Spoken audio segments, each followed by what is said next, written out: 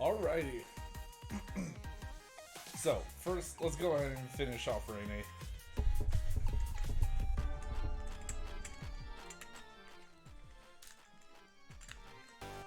There we go.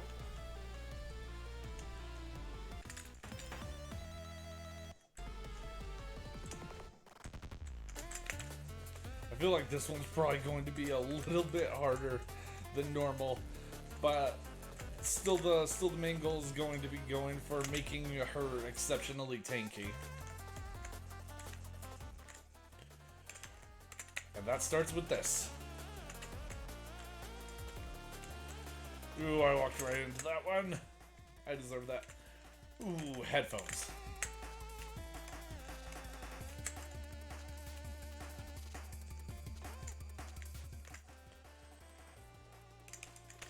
And I will be definitely getting that too. Ooh, do I get research code? I don't think so. I'm gonna focus on bulkiness.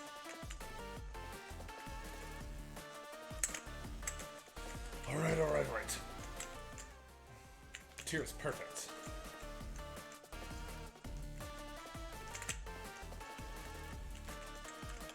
Yeah, still always just kind of a takeover sheep. Still just kind of a fundamental rule for Holocure is that if there's something that you know that you need, the moment that you see it, upgrades right out the window. You get the specific thing because you don't know the next time that you're going to see it. You could waste all of your rerolls and never see it again. Coming from someone who's played this game as much as he has, I very much understand how that works. I've seen it happen too many times. Especially back when I had this weird obsession with trying to get Halu 5 super early on stage 1 for every character. It just became it was like a freaking character trait at that point. I was way too persistent about it. It's just like, well, stage one is so easy that even with maxed out fan upgrades in the upgrade shop and Halu 5, it's still such an easy stage once you get as far into the game as I have. Perfect.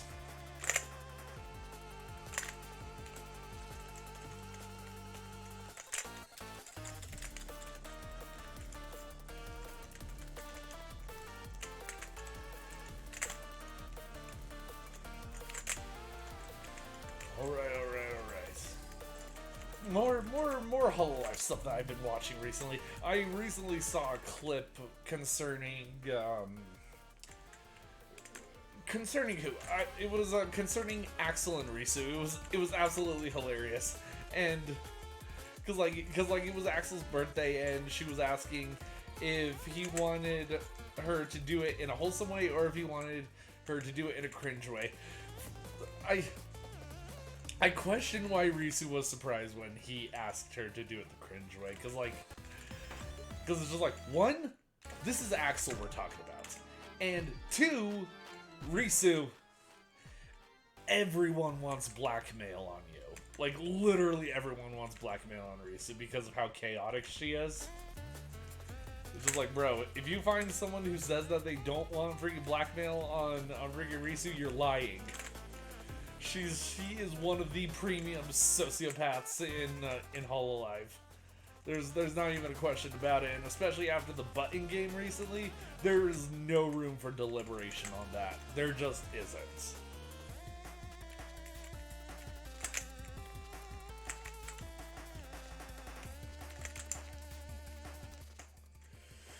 Ooh. Max up the cooking. The knockback is really useful.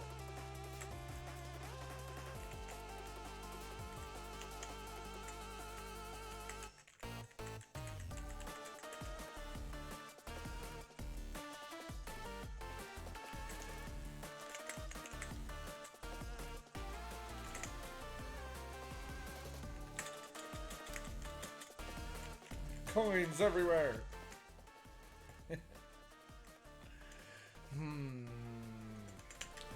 keep working on the elite bucket.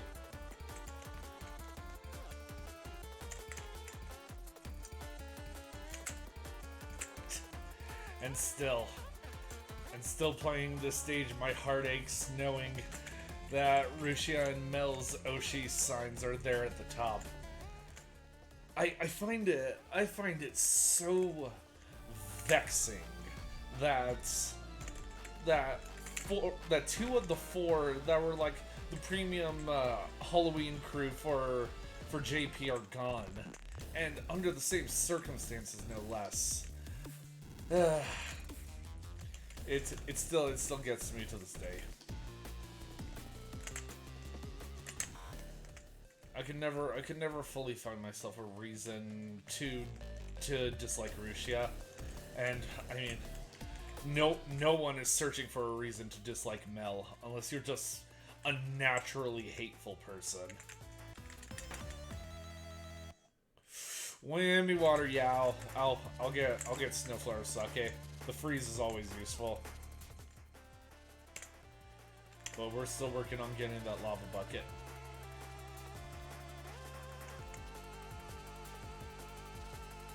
So what all do I need for my items? It's going to be plushie, because obviously plushie and bandage are. If it weren't for the fact that credit card and blacksmith goggles existed, bandage and plushie would probably be the most overpowered combo in the game. If I'm just being entirely honest.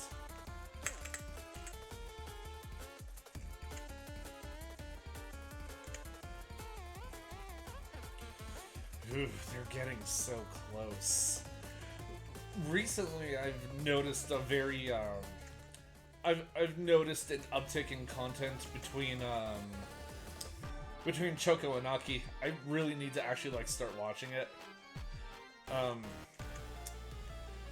wonder if this is actually as a response to Mel's termination that Choco isn't talking about, because Choco and Mel, like, I question if there were any two people that were actually closer to each other than Choco and Mel were. Like, those two,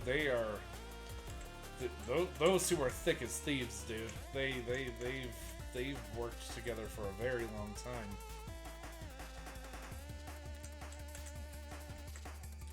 I mean, freaking, they shared in getting banned together.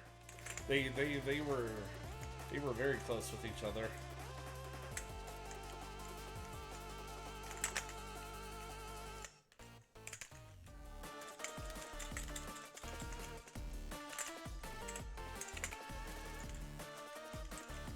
Ooh, free fodder.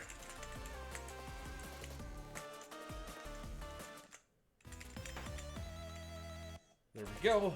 Now just need to focus on tears. That will be something. Yeah, full meal.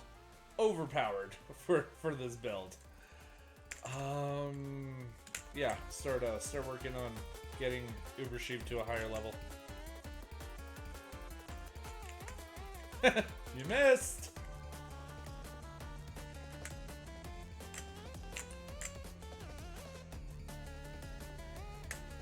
I still really like it. Just find it incredibly funny that Reine was just like, how do I say this? Because she said that she highly appreciates Not Safe for Work artists because they're not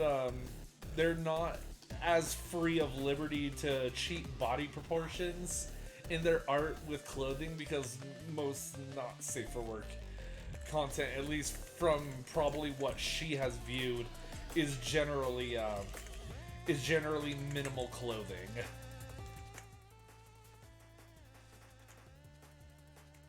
Ooh, glow stick, perfect.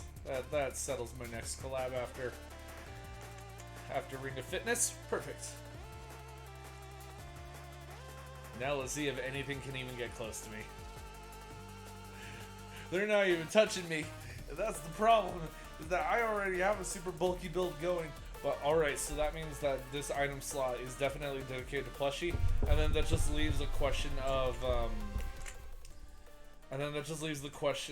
what my final item is going to be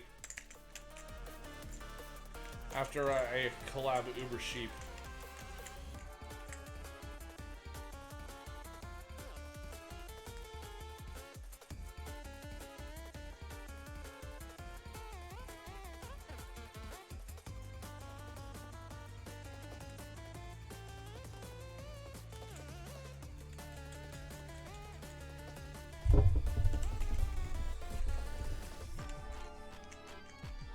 Ooh, I'll take that. I'm pretty sure that ghost stamp is supposed to be a reference to Nurse's Horns will probably be it.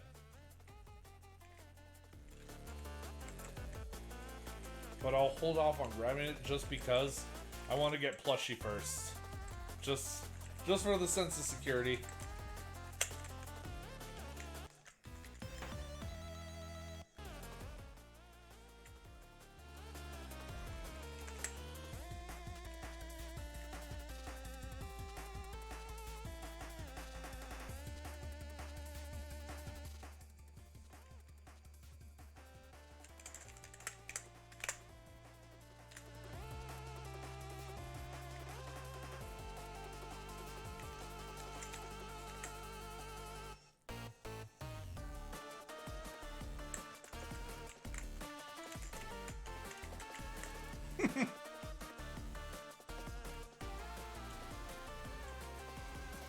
Definitely panicked for a moment there.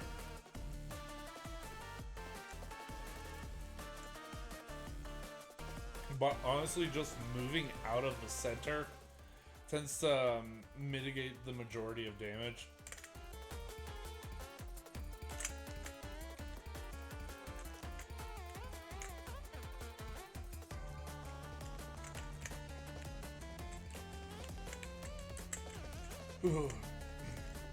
Alright, so it's gonna definitely be more holocuring tomorrow because all I have is level 3 training, and then I'll be back home.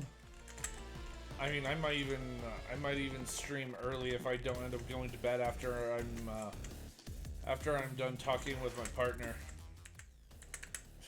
Not my life partner, my writing partner.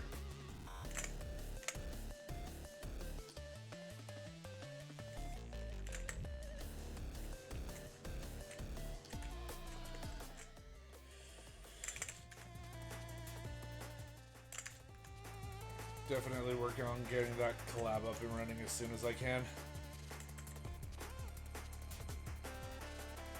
It also just further provides a nice stall tactic for waiting to Ooh! They almost had me there. That was close. Ooh!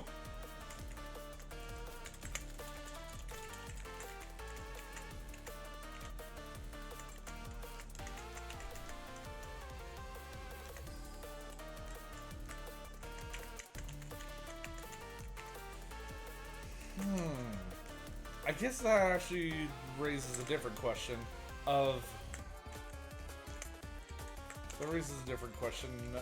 what if, We'll see which comes first. Because I'm definitely getting plushie. And then the question becomes, do I get chicken feather, or do I get... And both of those two are down. Do I get chicken feather, or do I get, Nurse's Horns? If I'm left a choice between the two, I'm definitely gonna be getting chicken feather. No, get your stolen piggy bank out of here. There we go. And I'll delete you just so I never see that again.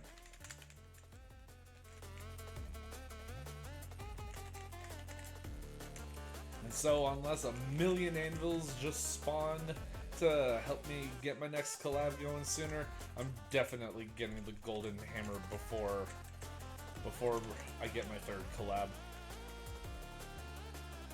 Not that that's particularly a problem.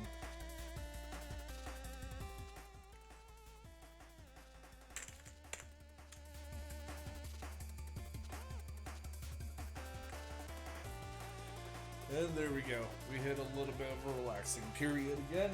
Perfect.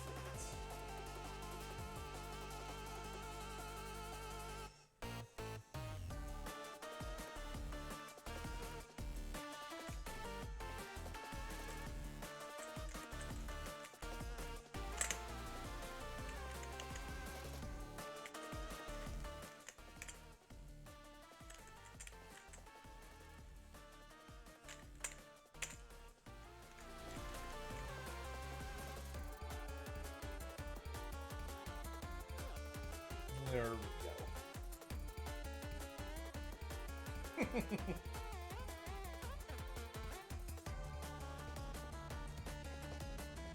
I always love it when you have the plushie damage slowly ticking down on the body pillow and then just and then the body and then it just stops ticking and then shortly after the body pillow just fully reloads.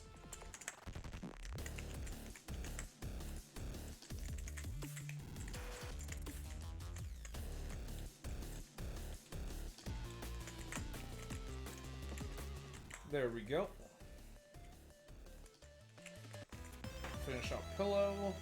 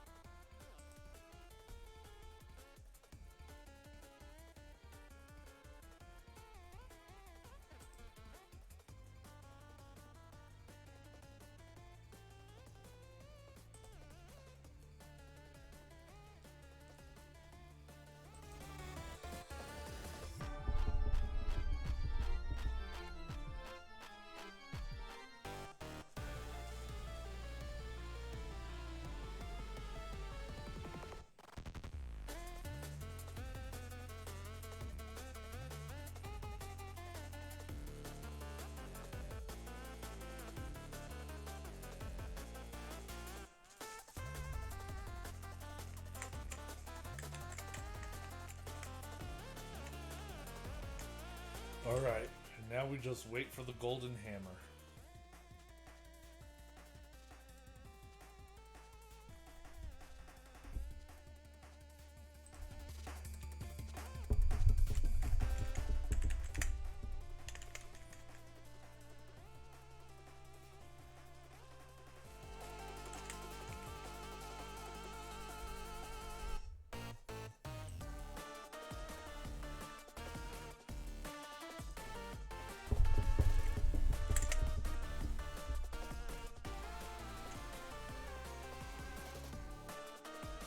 Alright, next boss incoming. Let's see how well this goes.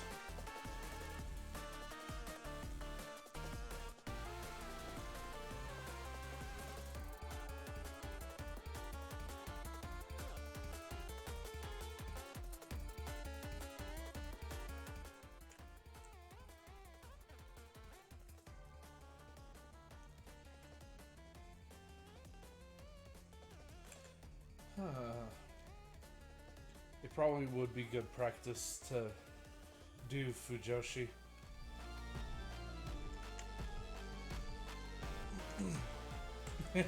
Take one look at Jingusakan. Tell me, does it look like there's a lava bucket in there? I just have to make the joke. Although I guess the lava bucket is now joking reference to all the times people have made art of Watame and of watame in a cooking pot. Ew, I'm honestly gonna hold out for the feather. Because the feather seems it's going to be just a bit more useful than that, because I already have plenty of healing.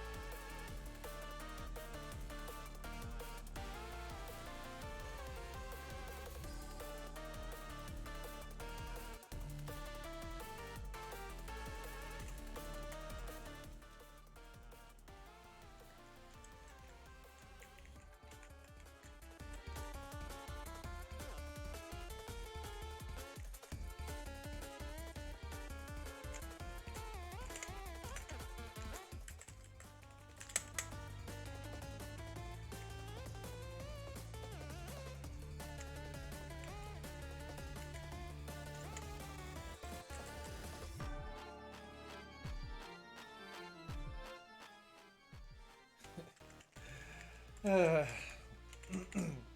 remember seeing a comment a while back on some of the clips I was watching on Ina that I was talking about, I believe, in my last stream, and one of them commenting that the Takadachi is probably the most merchandisable design that HoloLive has ever come up with.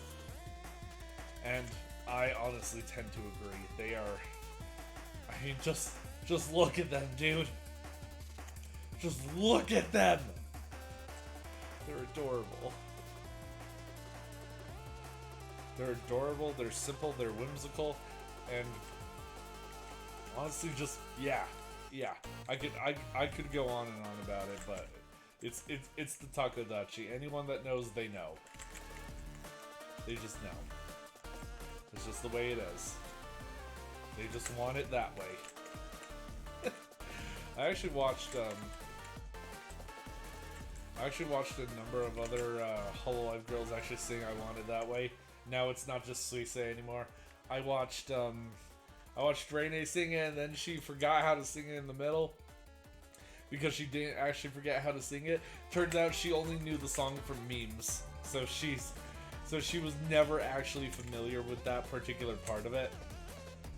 It's very funny.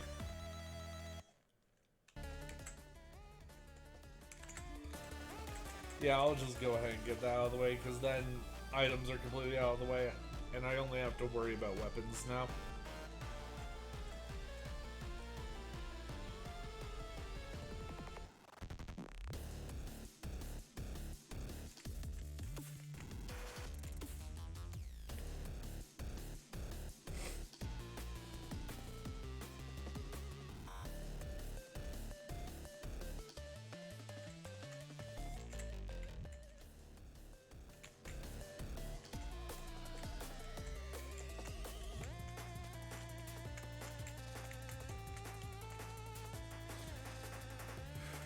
There we go. Much better. Not really any substantial damage, thankfully.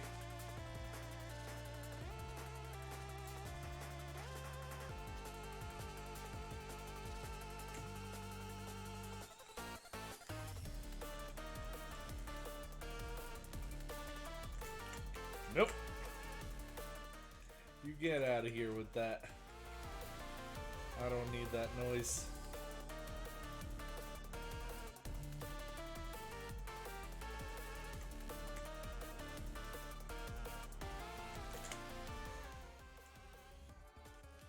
And my main weapon still isn't fully upgraded. I don't care. I'm working on the collabs right now.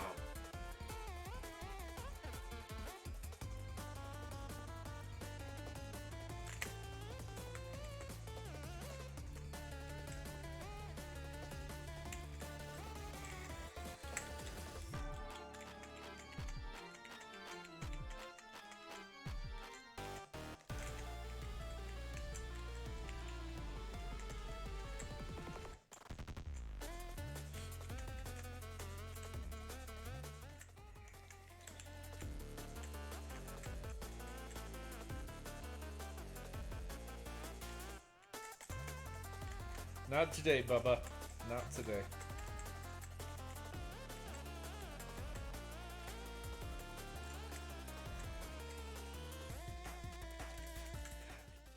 Saying not today always reminds me of the fact that there's an achievement in Minecraft for blocking a skeleton arrow with a shield. We've all players of Minecraft grown to hate skeletons.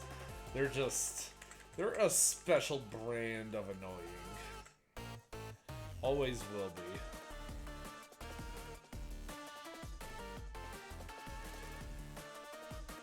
And that's probably one of the only positives out of the Minecraft combat update.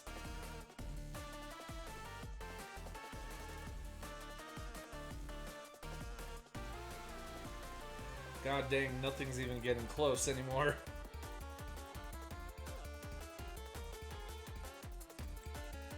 I wonder. I'm actually going to test it. I'm gonna actually test and see if I can just stand still during the boss rush period.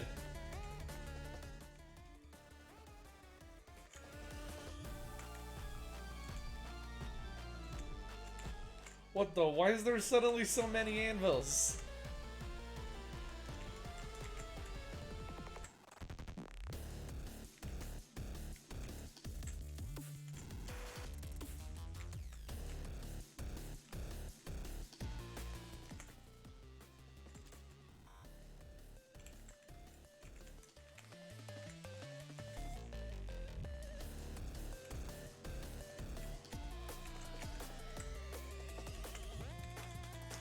I'm also just gonna stand still. I'm gonna see how long I can survive this.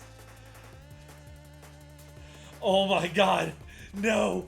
Please, dear God, no! Why? How? How is this possible? Oh my god! No! This ain't right. This ain't right!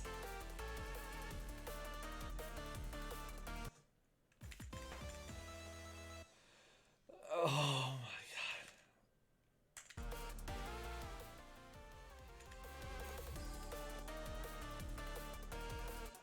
This isn't right. This isn't right! What is this?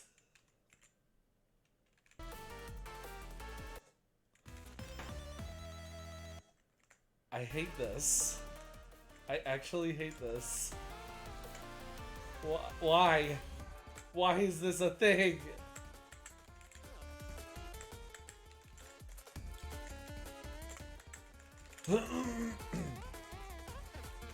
We took out 2 of my lives. There's still one more before they can actually get the chance to kill me. But I mean, hey, at least I get a full collab. But still, that's disgusting. Get back here, Kiara.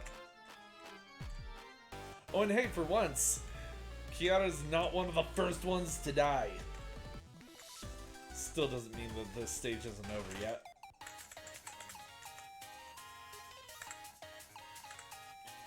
Have I? Alright, I need to do this with Anya, and then Zeta, because I'm pretty sure I got everything with Kobo. Yes, I have. Alright, so just one stage with Anya, and then finish everything up with Zeta, and I think I'll probably call it there. We'll see.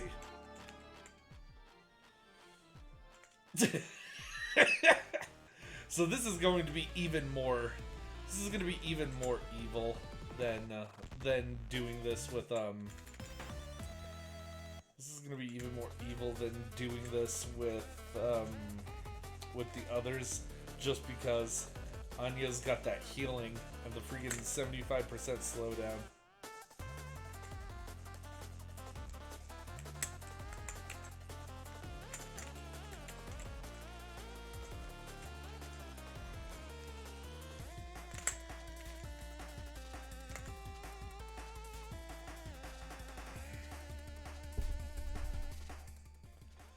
Oh my god, here we go. Here we go.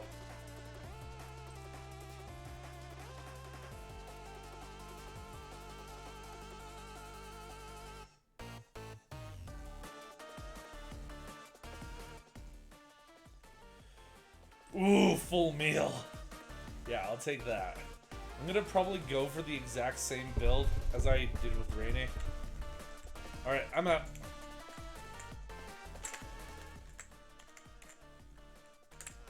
Keep getting kitties.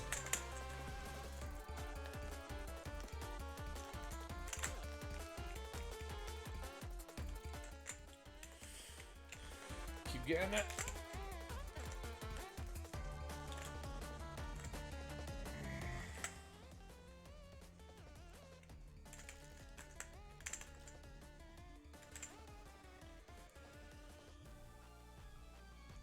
It's gonna feel like such a letdown leaving blacksmith gear again, but what else can I say?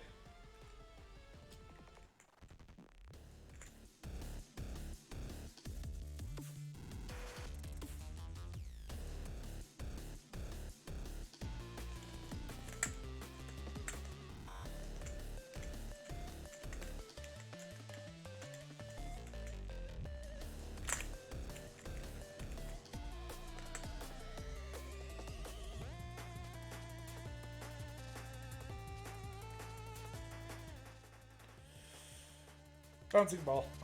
That was the. I feel like that was one of the things that really stood out with Anya early on. Especially, it didn't help that Gura specifically brought attention to it too.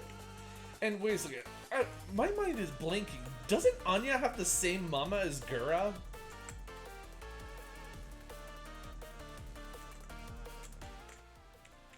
Because I'm pretty sure Anya has the same mama as Gura.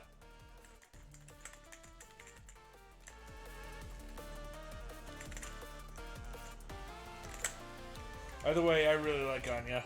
Like her as an entertainer, and then her playstyle in this game is also a lot of fun.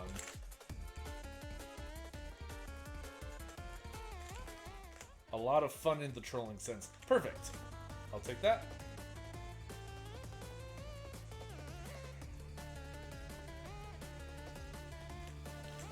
Wow, god dang, that thing does not want to go down. And Anya has the highest attack in the game. Well, highest base attack in the game anyway. Ooh boy. Uber sheep. Freedom. Yeah, this is looking pretty rough.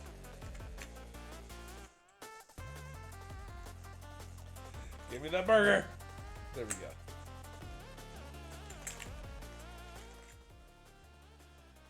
Okay, keep working on the spider cooking. Spider cooking especially is helpful for her. Because like anything that you can do to like increase proximity damage for her is always going to be incredibly useful. Alright, and I almost got my super ready again.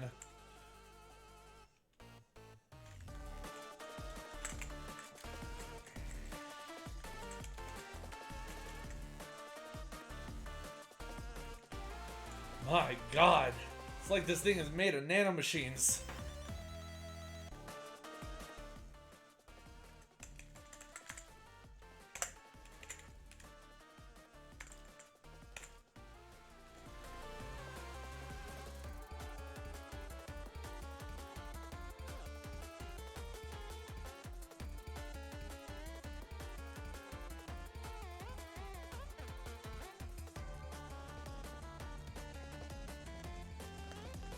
And I'm out. Peace. More kitties.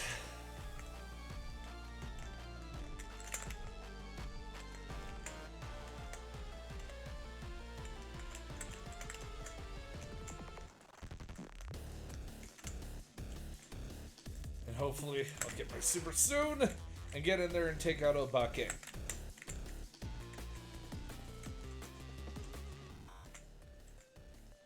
Alright, almost to max.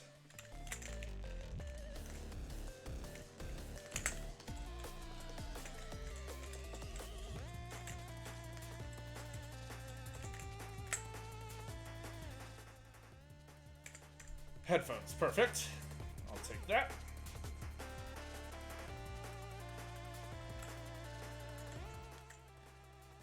once again, dear God, nothing wants to go down. Ooh! Dang it! Alright. I think I need to change up my approach a bit. Because this stage is definitely a little bit harder for Anya. I should have taken the spider cooking. I'm an idiot! But I should probably focus on getting kitties to awakened as fast as I can.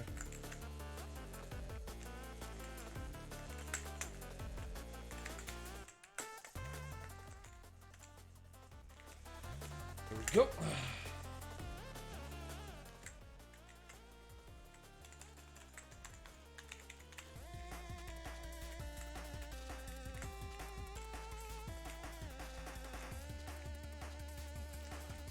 Ooh. There we go. Take it. Take things that you know are going to be useful, but focus on getting Kitty to level up to level 7.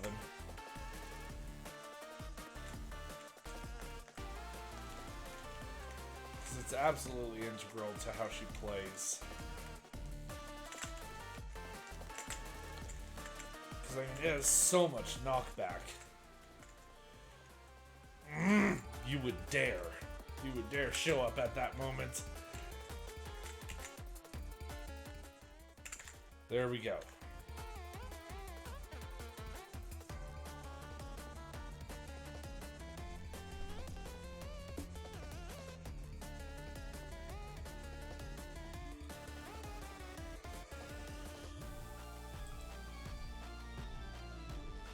I wonder, will they even make it? Because they are heavily slowed down right now. Bouncing ball.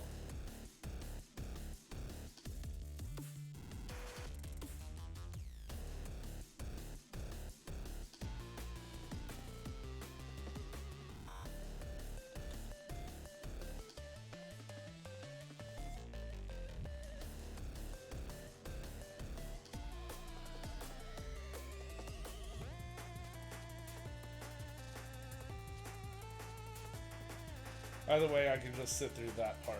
That part's easy. But I need to get ready to move because boss is coming in.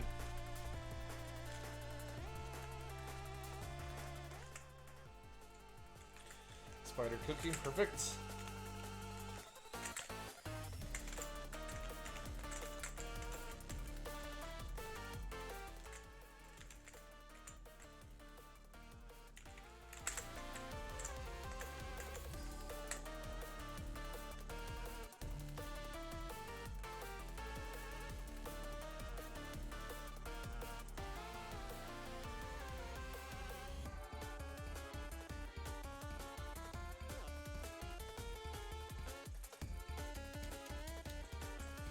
Oh boy.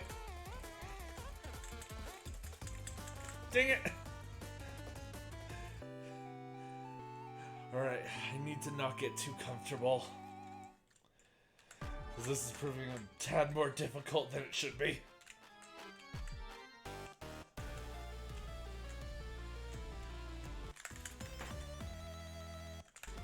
Nope.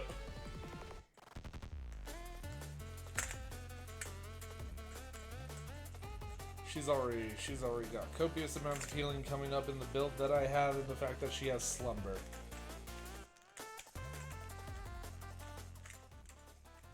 That's all she needs.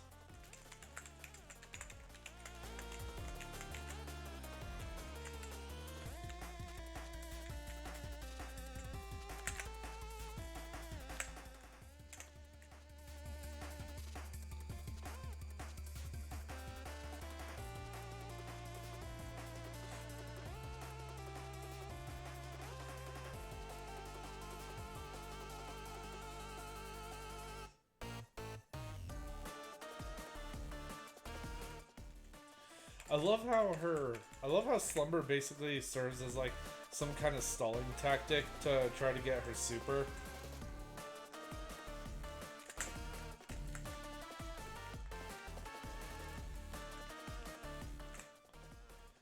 just like you take this long to close that gap.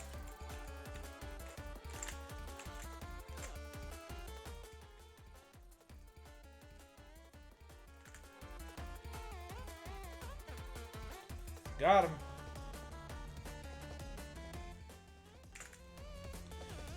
Should I have taken the spider cooking? Let's see how much I pay for it.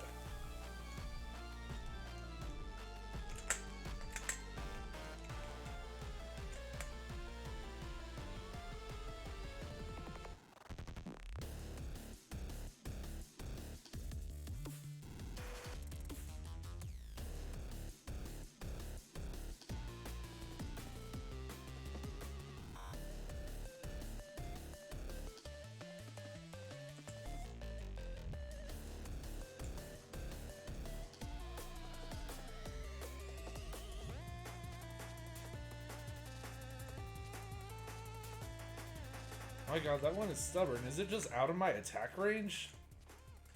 Uber cheap.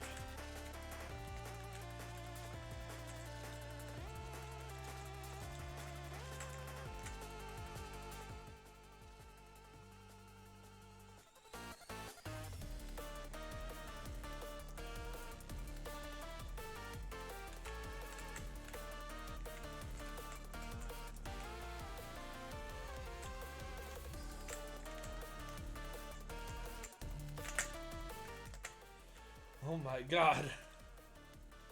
Yeah, definitely not making it easy.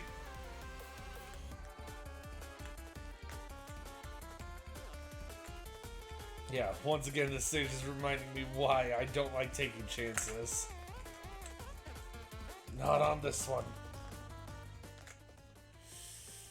Just bandage.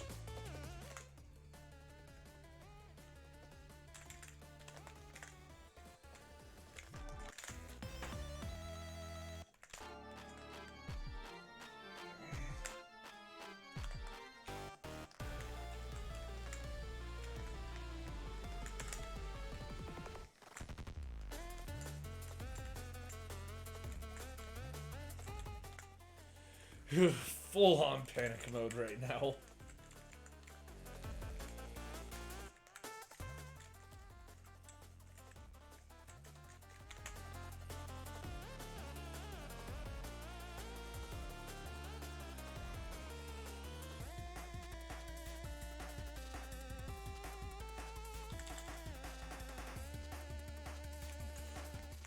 Ooh, size stamp is really good for her.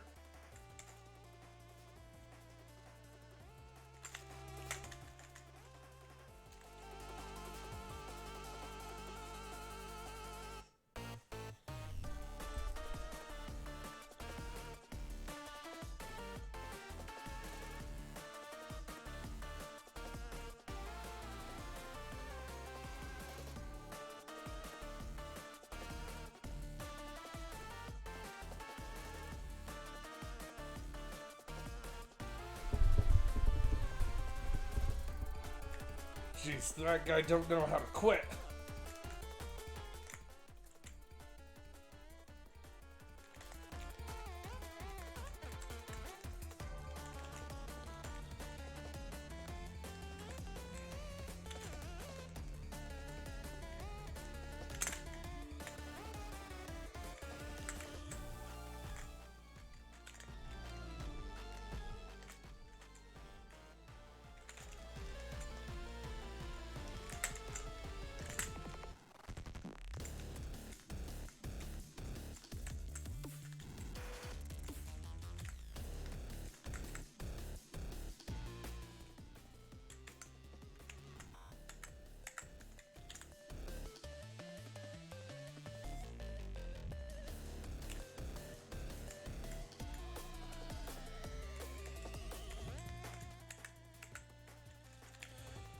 Just keep focusing on that.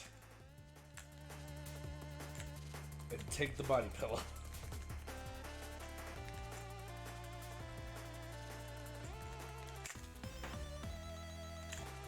Get out of my face, Asakoko! I don't need you!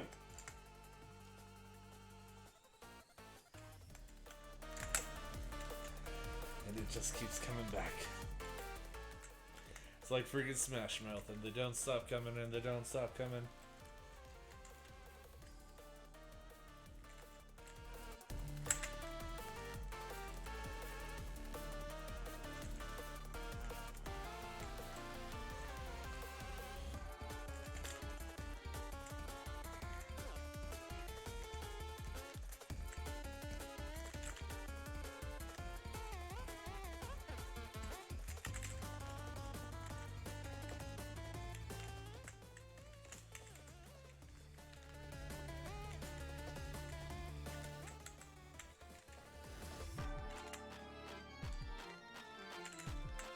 My god, anvils are just spawning left and right. You'd almost think that I have credit card.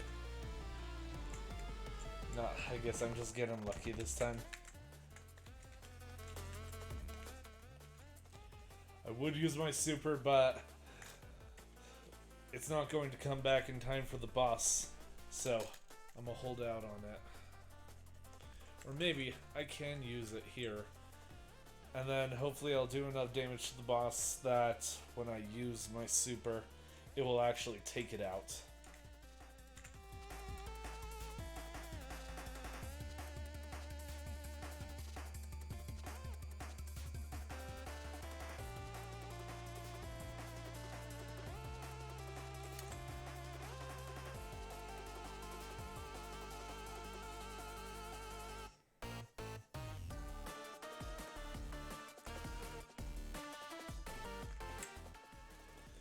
So many anvils.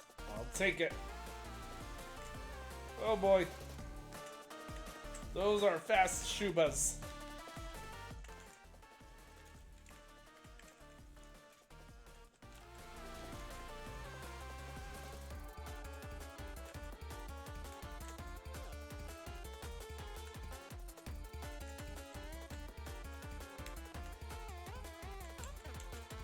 Give me that.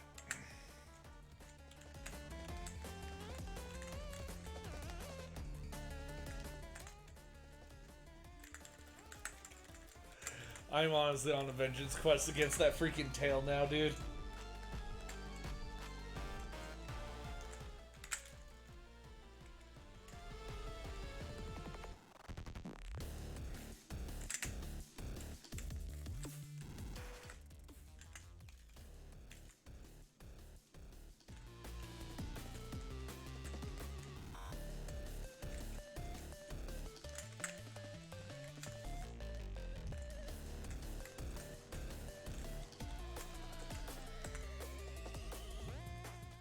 There we go.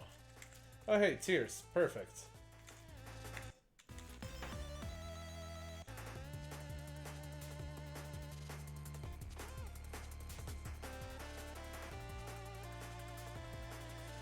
There we go. Now I can actually relax a little bit. This stage is just panic incarnate.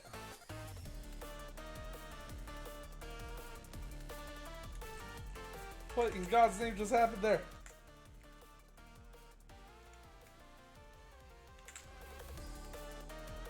Dang it! I got absolutely destroyed. I deserve that. I tell myself, don't get too comfortable. What happens next? I get too comfortable.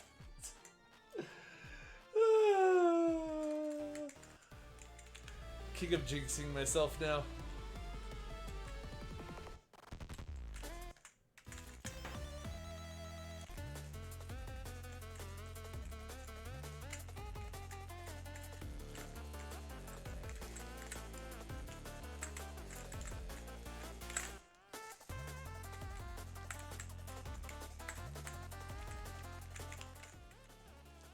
Should I actually try to take a more aggressive build? Because I've just been getting my butt kicked.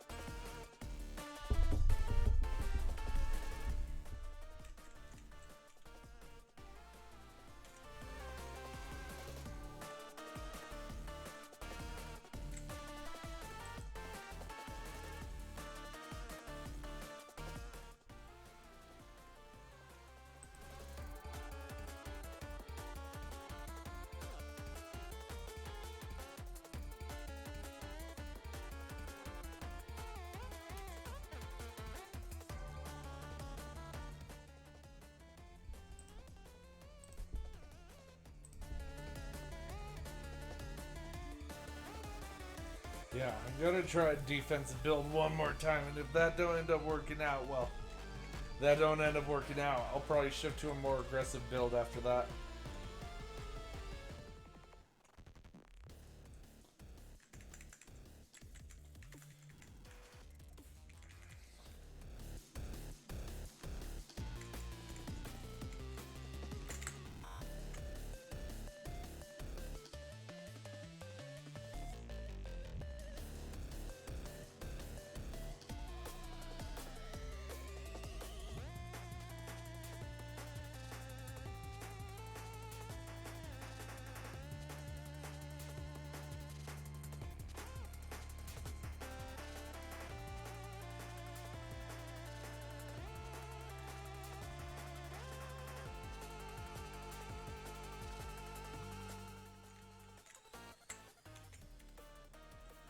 Body pillow, I'll take that.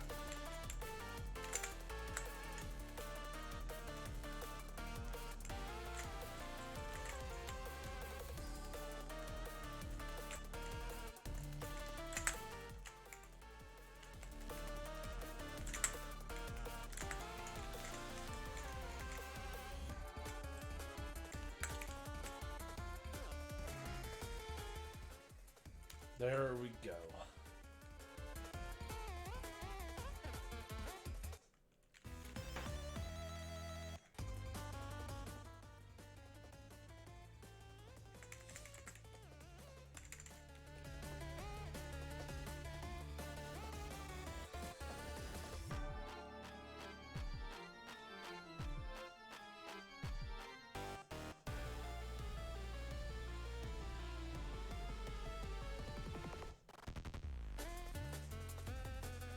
We're all getting incredibly close, but only a few are actually hitting.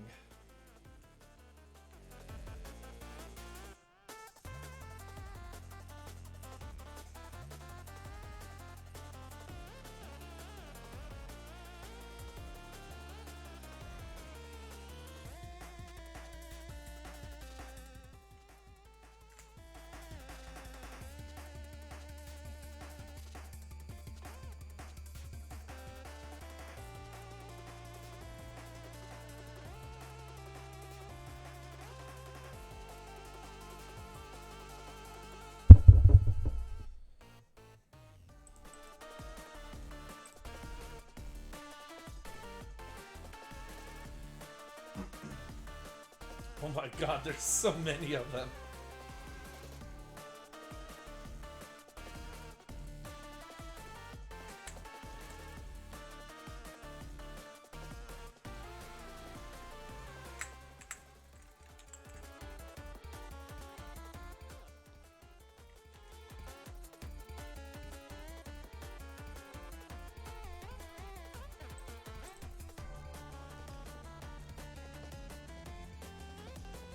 Here we go. We run again. Oh my god! Why do they do so much damage?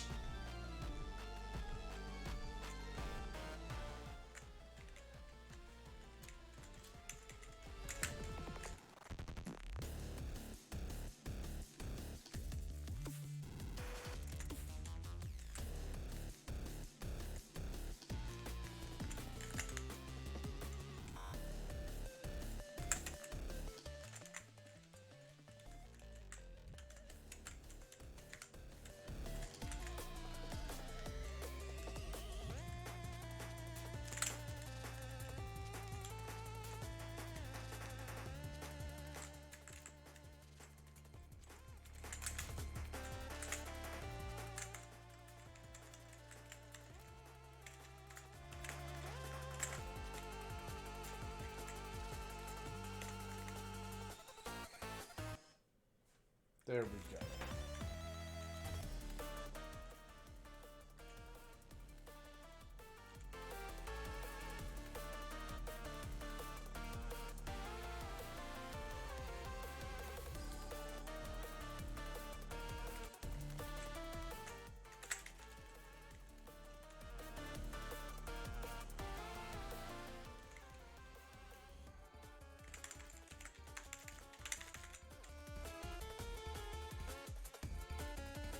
Phew, there we go.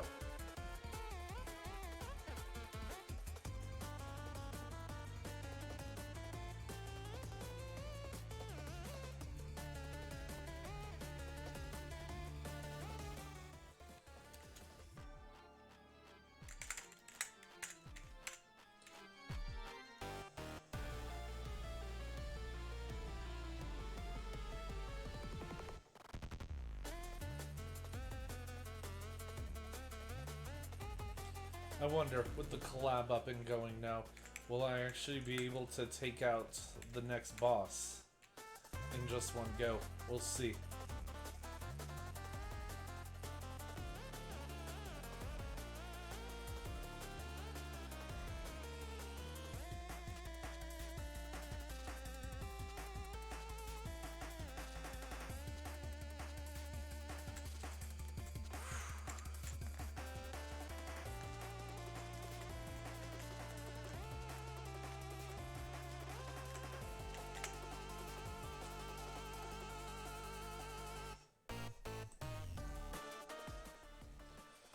Bandage, give that to me.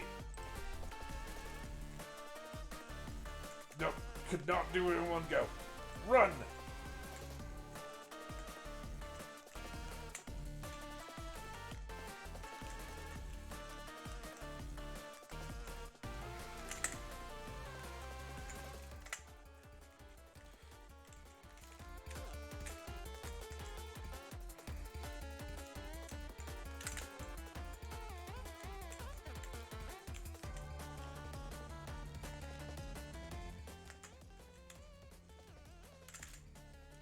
And yeah, I'm just taking the feather now. Like, I'm not even asking questions on this.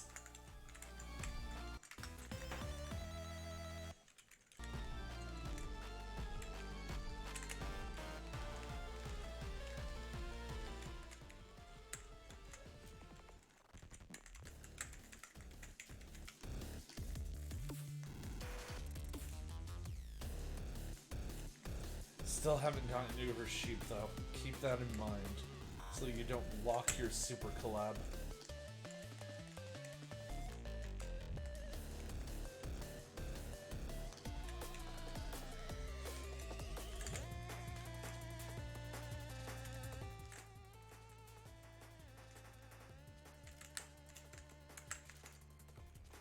Oh wow, I am just flat out of eliminates.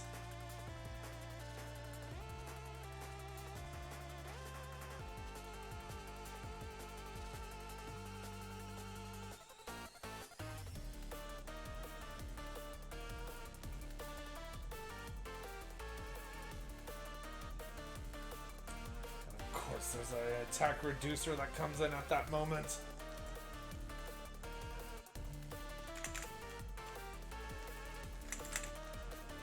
And a speed reducer on top of that. Wonderful.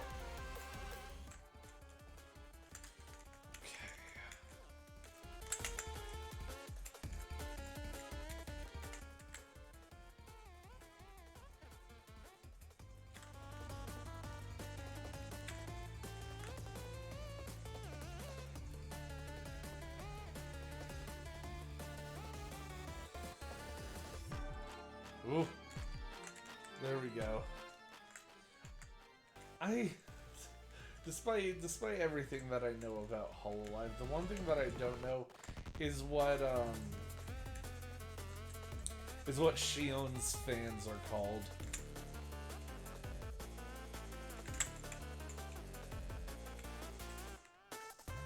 I mean, there's a number of there's a number of them that I don't know, but Shion is one of the ones that particularly stands out to me that I don't know. Because you have the Sodatomo for Sora, you have the Pioneers for Azuki, you have the Mikopi for Miko, you have the Hoshiomis for Suisei, the Robo-san for Roboco. What else do we have? You have the Hatons for Hachiman and Hato. You have the Matsurisus for Matsuri. else do we have? You have the Kaplamine for Mel.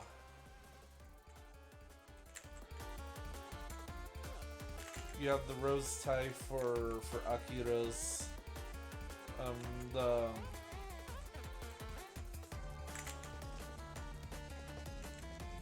Because like weren't there multiple like fan names for Fubuki? I just remember the main one being Sukanbu.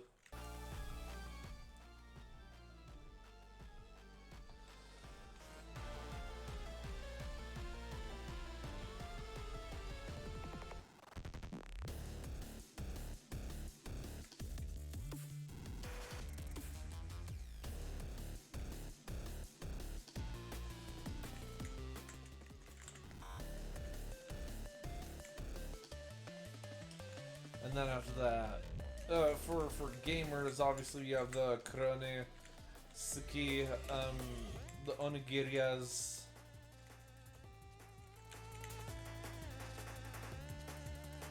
What else? What else?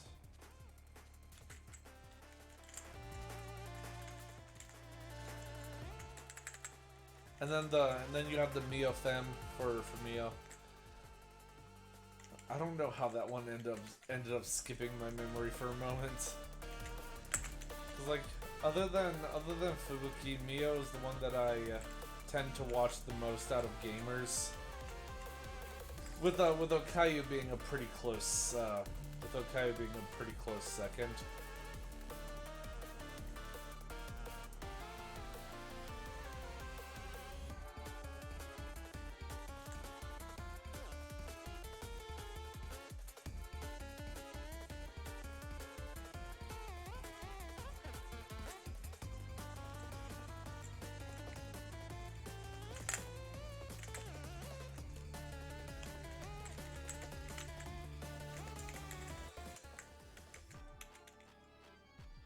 Plushie, let's go!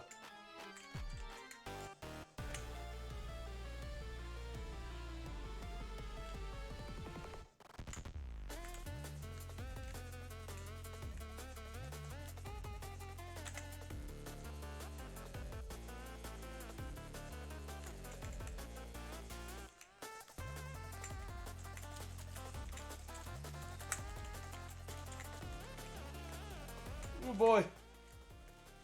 This is getting a little bit close for comfort.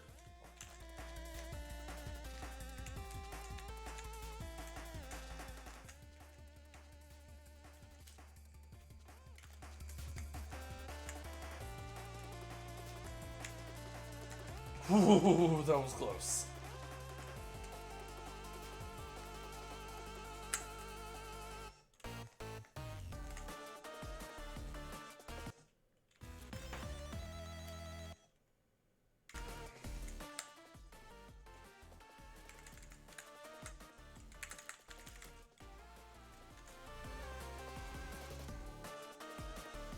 Oh hey, it looks like Shubangelion went down too. Whew!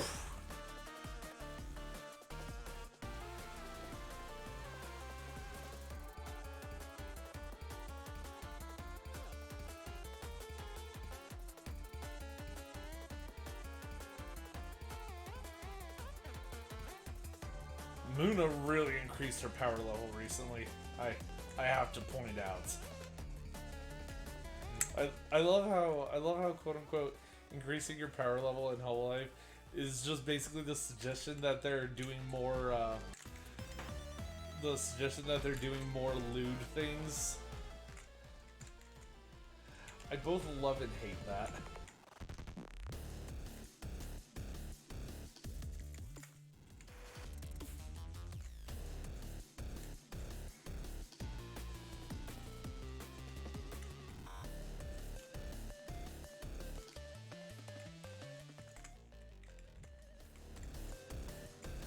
And I'm honestly just straight leveling the Uber sheet because funny enough, how the levels line up, I'll be able to get Uber sheet to level 5 right as I hit level 50.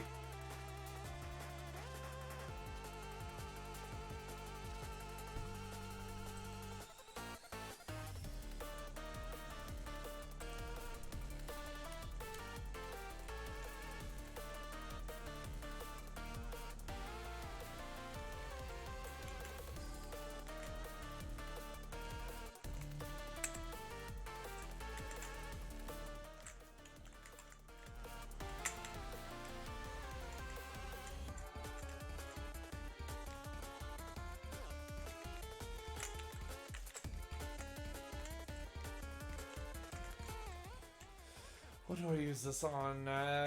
Headphones.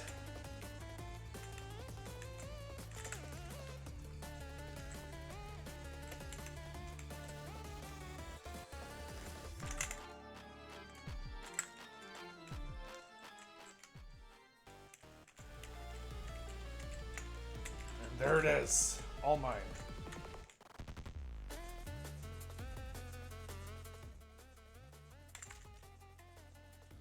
Alright, I'm just looking out for glow stick now.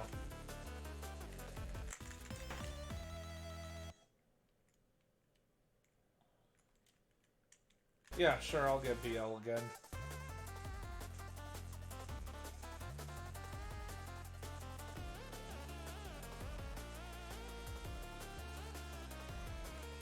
Ooh, big angry taco. As Ina once said during Among Us, long live the taco.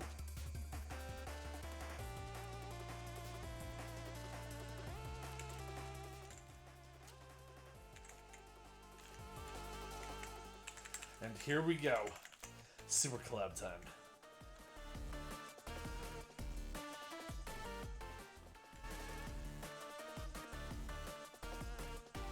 Worth it.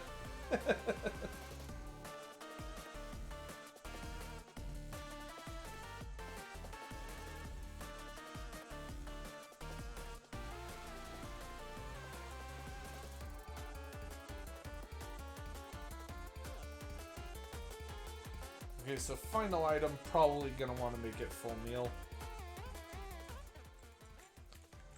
I'll either make it full meal or idol costume, whichever comes first.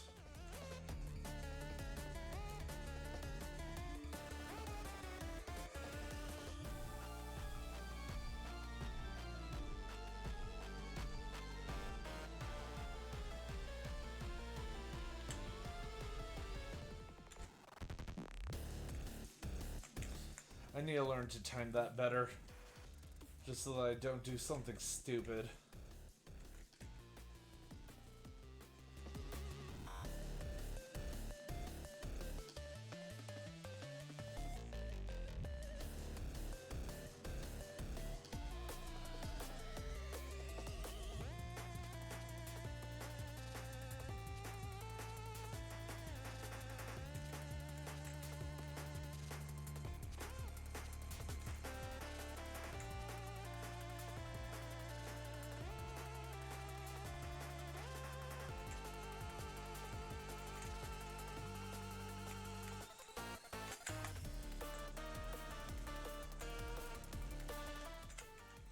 But man, that taco does not want to go down. There's glow stick.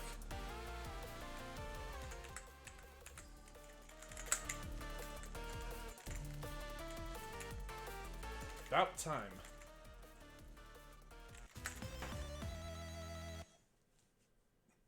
It would have been absolutely hilarious if that ended up being Super Idol costume.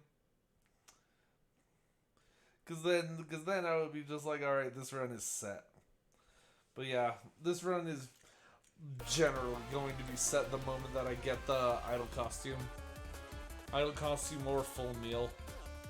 Either or.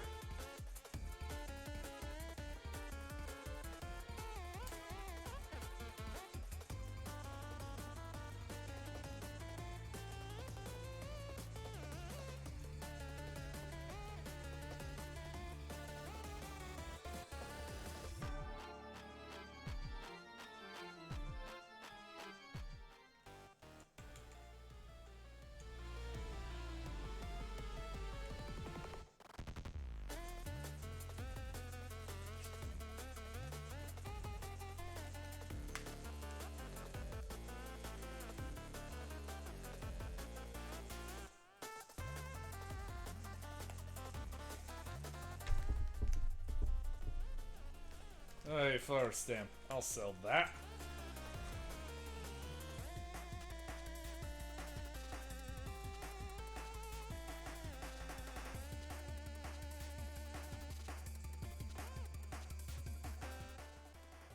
And there's the idol costume. Perfect.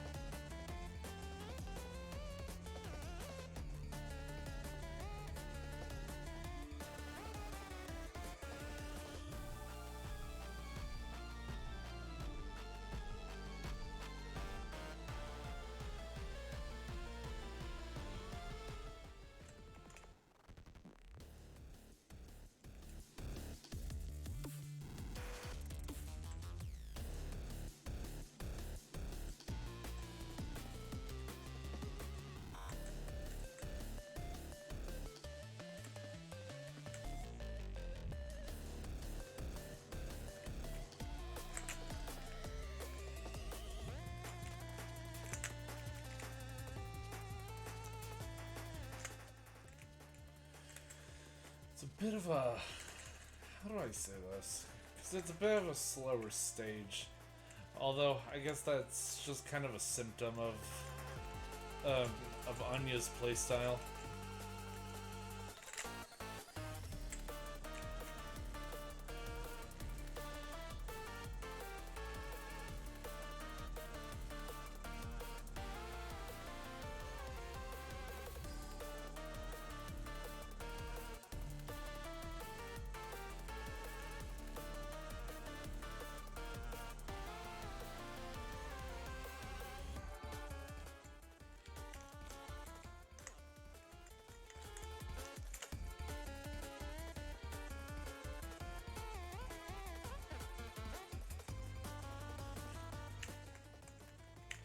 Oh my god, that KFP lasted forever!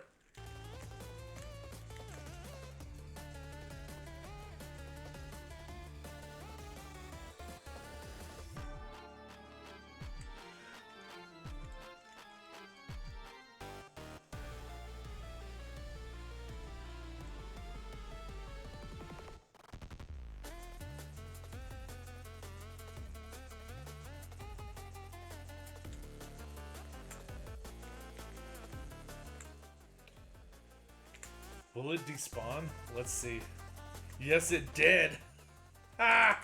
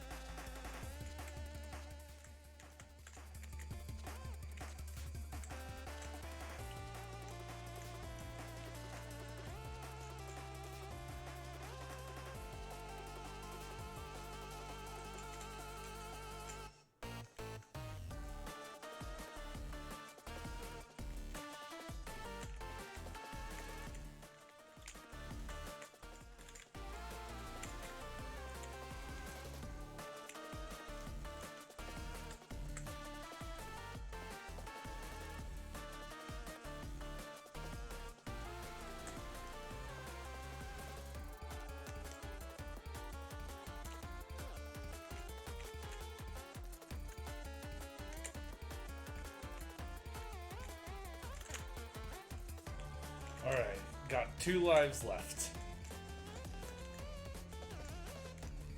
Just gotta be careful about that. Though, thankfully with the general tankiness of my build, it's not going to be too much of a concern. Especially with the fact that I have idle costumes and Anya's super basically serves as a freaking factory reset for her.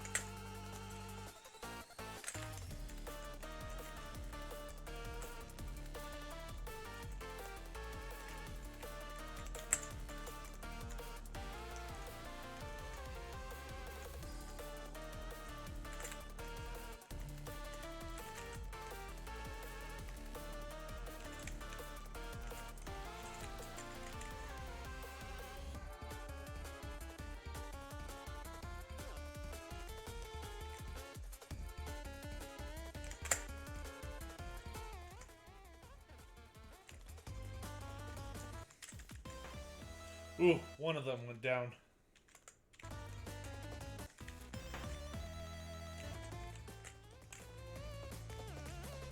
Was that Kiara?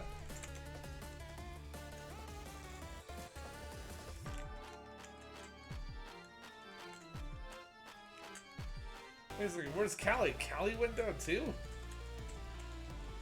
When did Callie go down?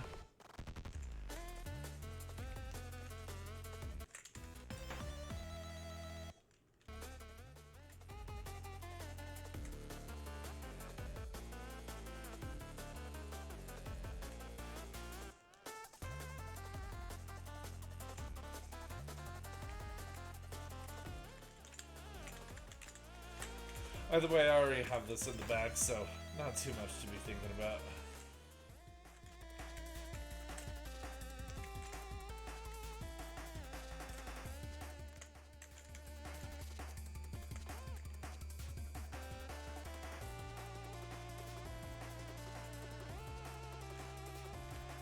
And yeah, I get my final collab before I kill Gura. My sister. I think. Alright, all that's left is the cat.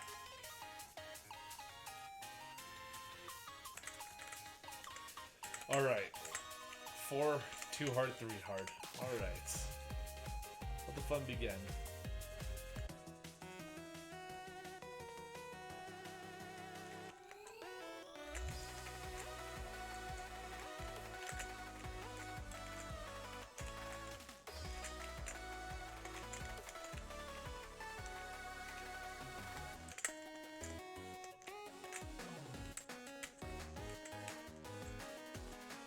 I think for Zeta, probably a very, very hyper-aggressive build.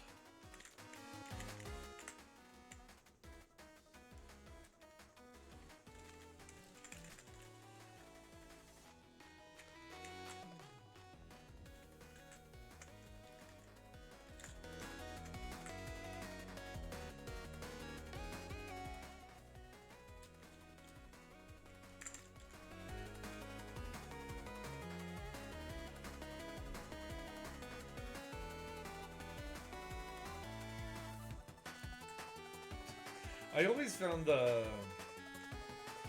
interactions between Zeta and the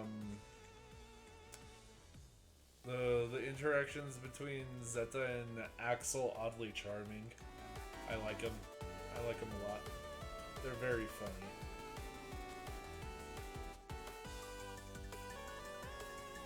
So now the real question is, do I go for Genghis-Khan or do I go for Snow Queen? I think I'll go for Genghis-Khan just for the little bit of security. If I end up getting Halu early. I swear, sometimes it feels like this game just knows. Sometimes it feels like the game just knows.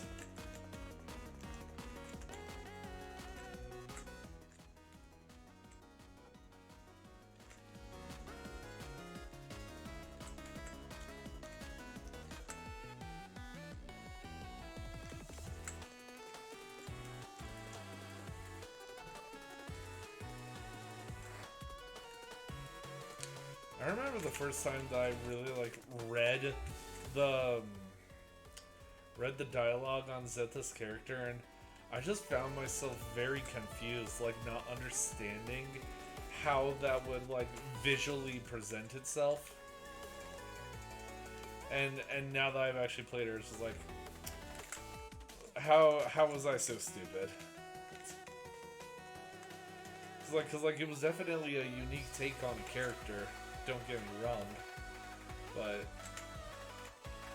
I don't know. Something just didn't seem to translate in my head when I first heard about when I first read about it, and I was just like, yeah, something just feels weird here.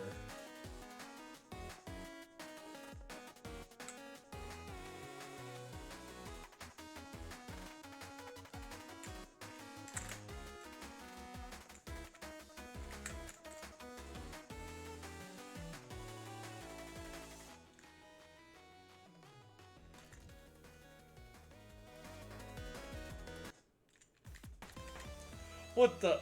Alright, I'll take it. I'll take it.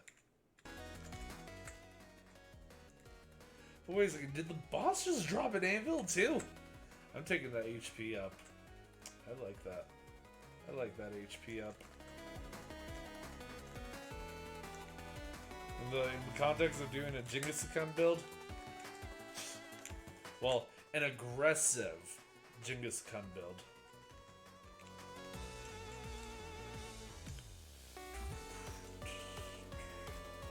Because one of the interesting things with Zeta is because of her invisibility, she can really get away with a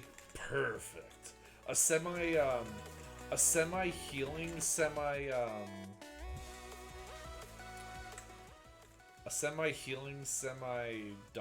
build.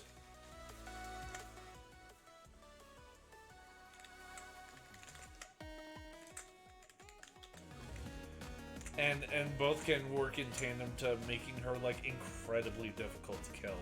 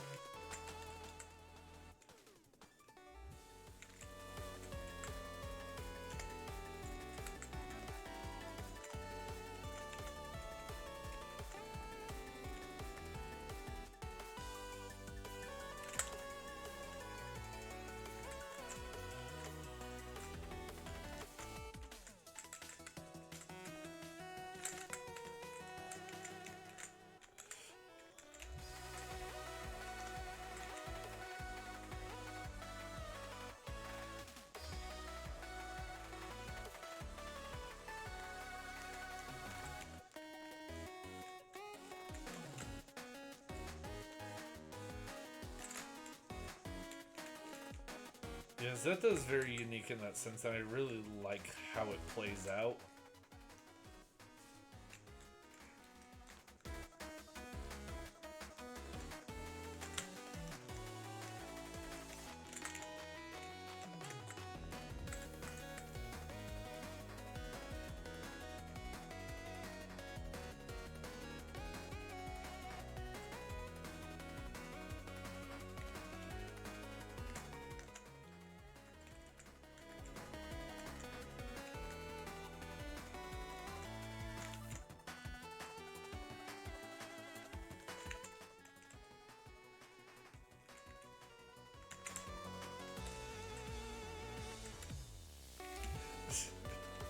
And still, every time I'm reminded about the dynamic between Zeta and Axel, my mind always ends up going back to.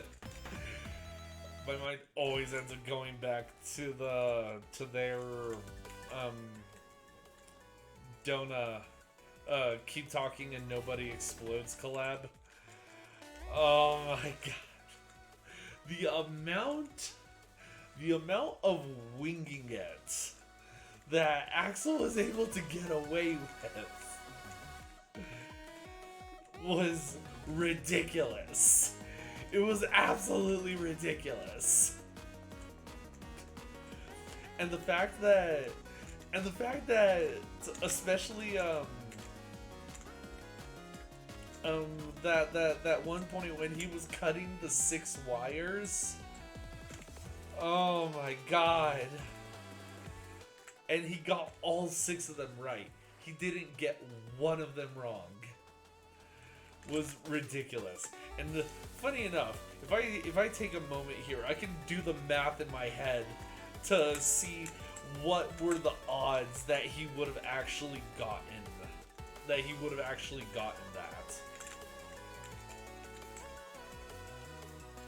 Cause like first it was a 1 in 6, then it was a 1 in 5, then a 1 in 4, and a 1 in 3, and a 1 in 2, and then a 1 in 1. So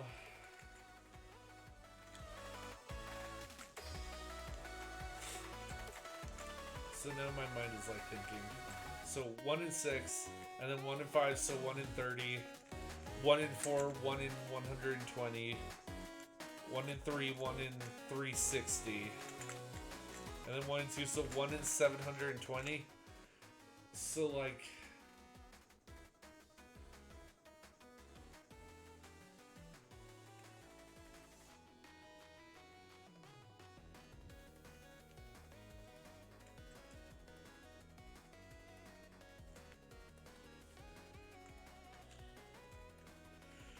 I'm gonna actually take the time to do that division in my head because I'm actually interested.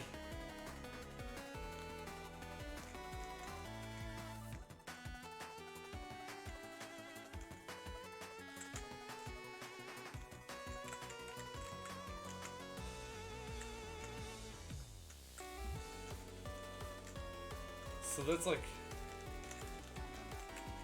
because like it's somewhere within the range of 0.15% to get everything correct on the first go over.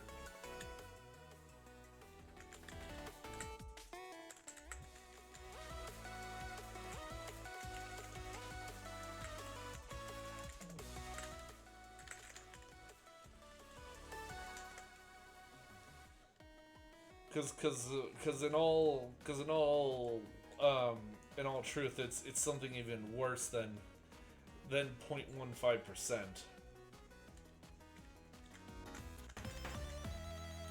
Because I'm only taking into account the 700.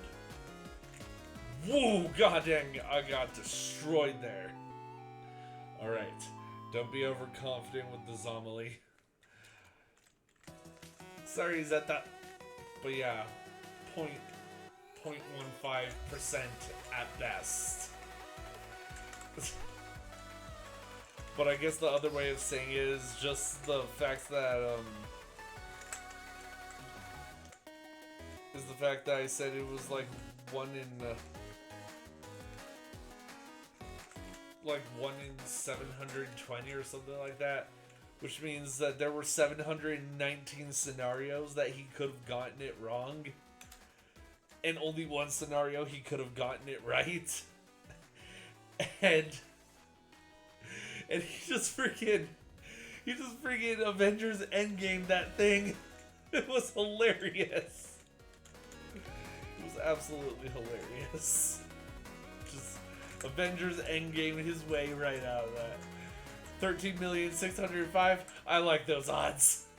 That's basically what he did right there. It was so funny. And she was so salty about it. That was one of the funnier parts, was that she was so salty about it. And I mean, if you were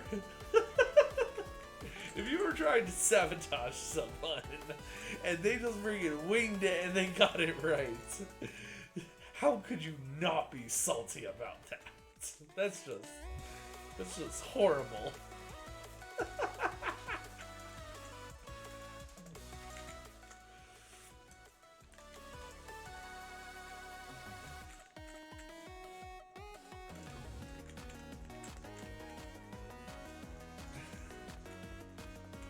Yeah, she wanted nothing more than to sabotage him because he kept getting her killed.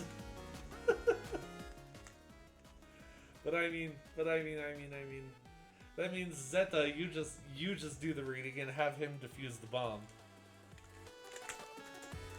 Which is funny because, like, functionally speaking, that actually plays into both of their characters pretty well, actually, because Zeta's the research type. At least that's what the lore of the character suggests, is that she's the research type.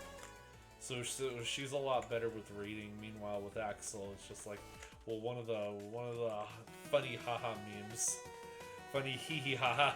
If you get that reference, I'm proud of you. One of the funny hee hee haha moments was the fact that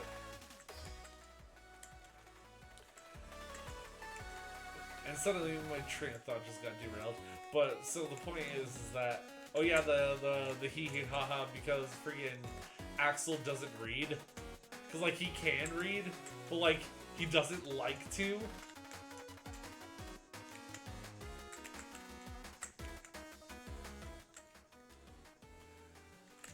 Just one of the hee hee ha-has about Axel. I like Axel. He's really funny. He sees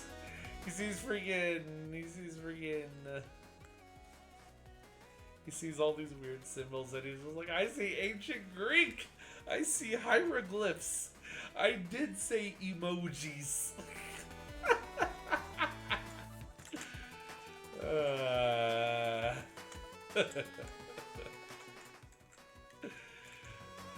Like, he is such a fundamentally unserious person.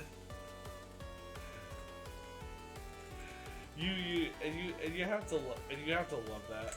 Which, funny enough, bringing in the whole quote-unquote unseriousness of his nature is just suddenly reminding me of that one clip that I saw with it was the one clip where he was playing with Toa. I forgot if they were playing with RPR, but friggin' Axel was playing with Toa, and he just went, "Oh my god, I'm shitting on him!" And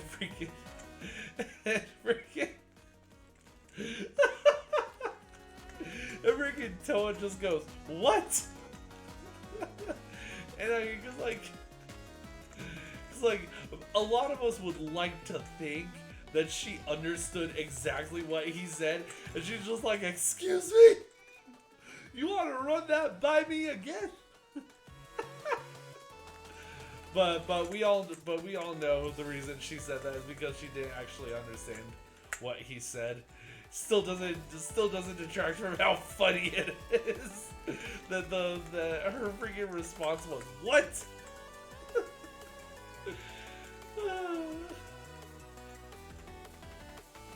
She has like at least a minor fluency in English thanks to the unicorn incident, the unicorn apex incident early on.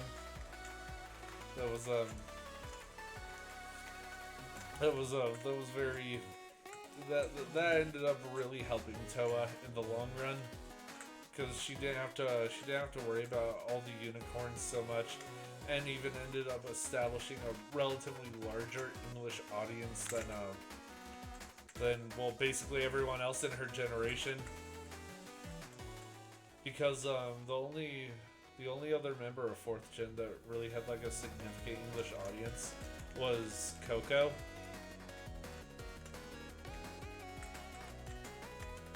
But Coco had an English audience because she's American, at least from cause not so much like nationality speaking, but what's his name, Coefficient really brought up a pretty significant point in that the way that she moved and the way that she danced, especially in 3D, was very reminiscent of was very American adjacent. And she even ended up panicking when he ended up saying that, because she was just like, "Did this guy seriously just expose my nationality?" It was a funny little clip that I saw.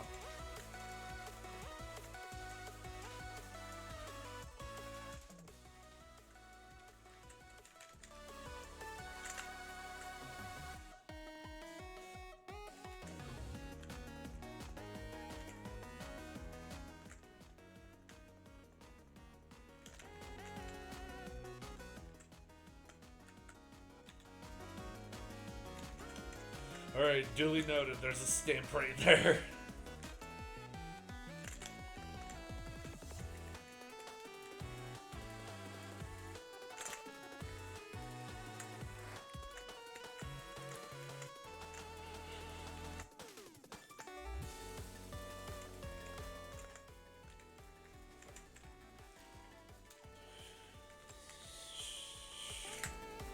More anvils. Give me more anvils. Oh hey, another sticker. Oh hey, an anvil. Give me that.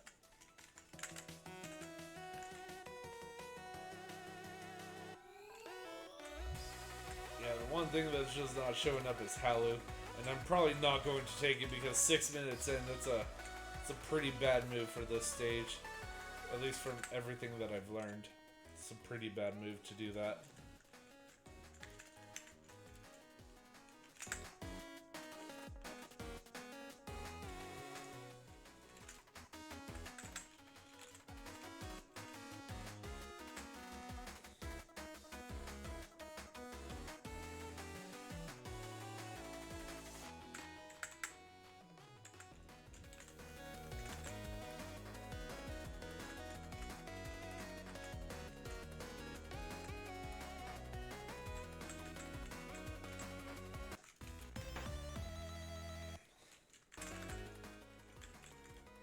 one of the thankful things about Zeta is you could be a little bit more brash in how you play as her because she's decently fast and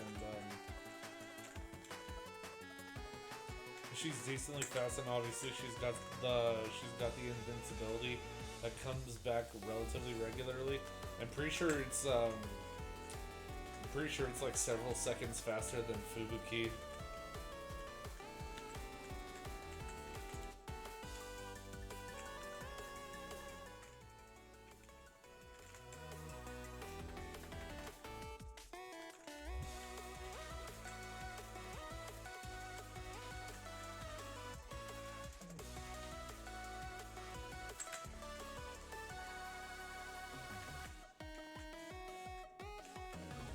Flower.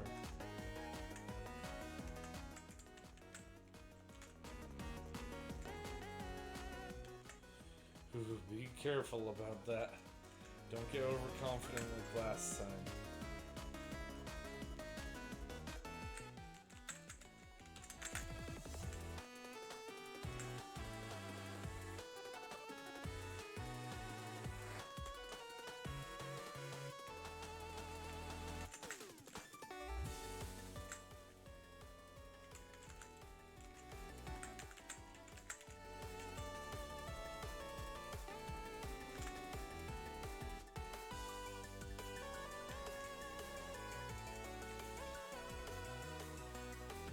Yeah, getting some sustenance will probably be a good move. It's obviously one of the larger weaknesses for Zeta is that if you want survivability on her, you're probably gonna want to get a healing item or two. Which I guess that just solidifies my decision to try to stick with Jingusukan for her.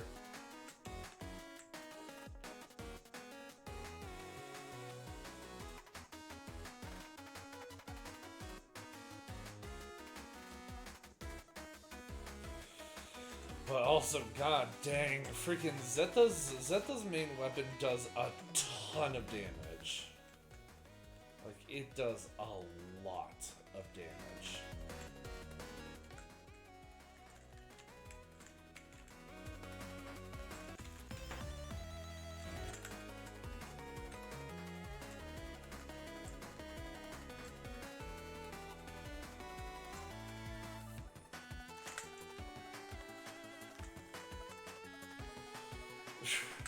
And then when she turns invisible and it turns into a wide area, man, it just wipes the board, dude. Just nothing survives. Absolutely nothing survives.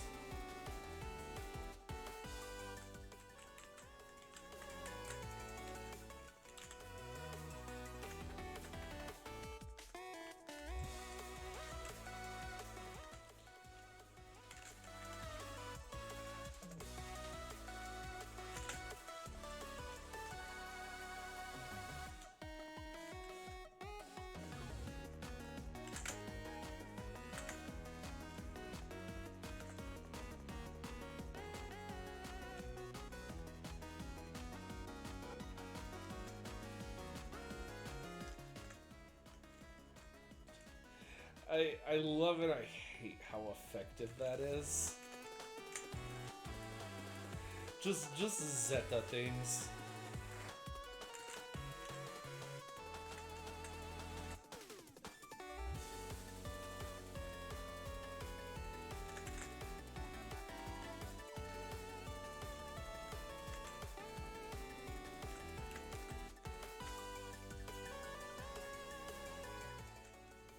I also love how the multi-shot projectile stamp does actually also apply to when she gets the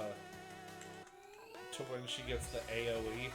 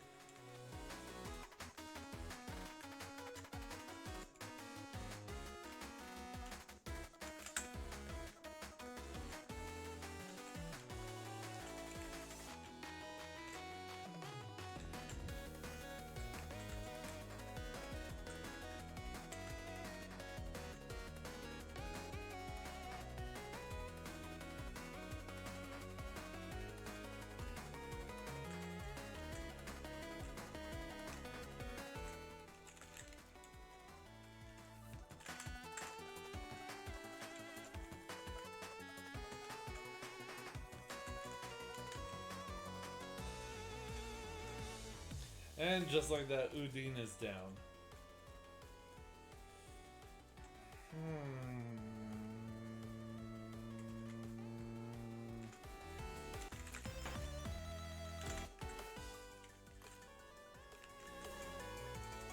I may be over halfway through the stage, but I still think it's going to be helpful. So, I'm taking it.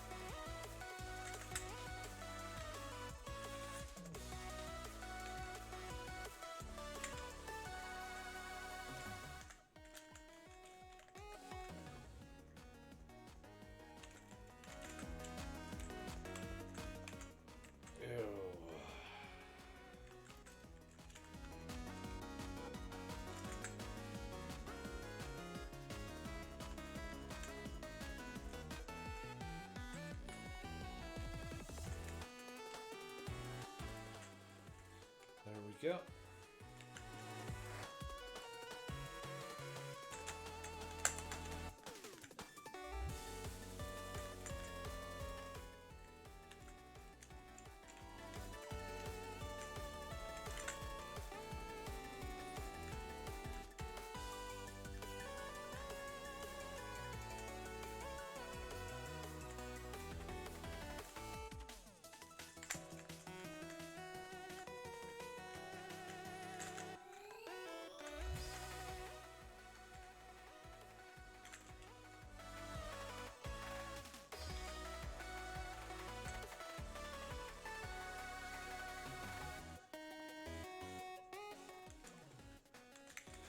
Oh my god, dude.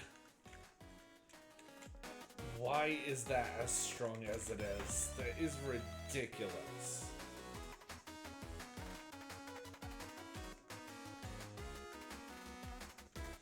Maybe that's why, because she's a glass cannon. Kinda like Mud City.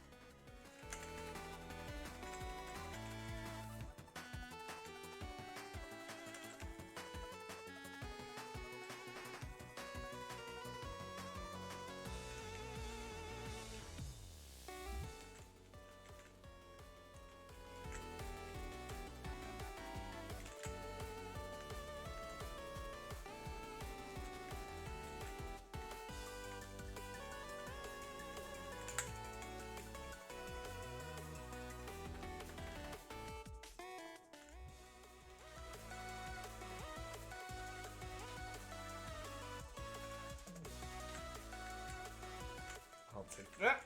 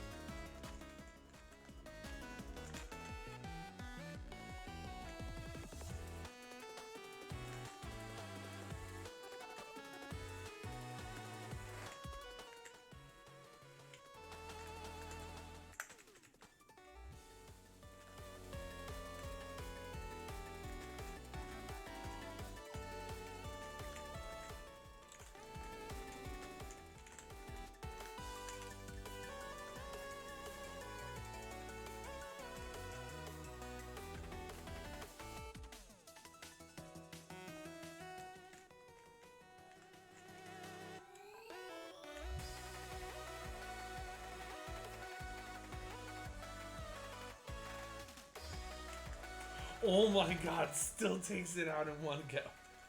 That's ridiculous, dude.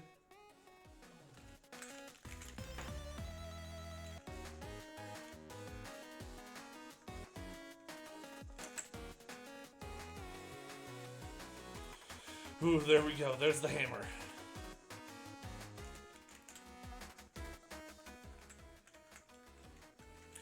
There's also a very, very significant margin of error of what you might be doing when you activate her natural stealth mode. as opposed to her super. And then her super gives all kinds of leeway.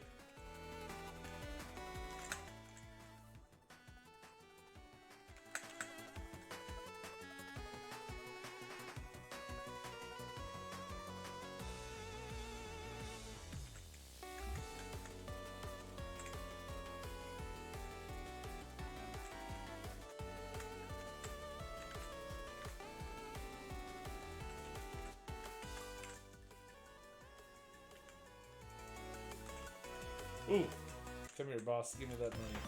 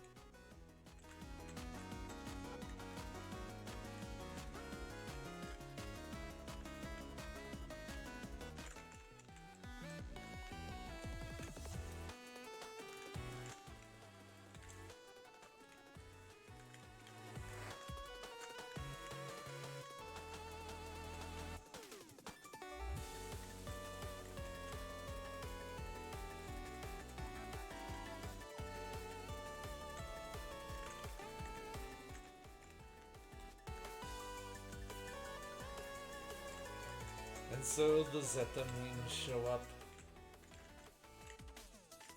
Alright, next collab, let's go.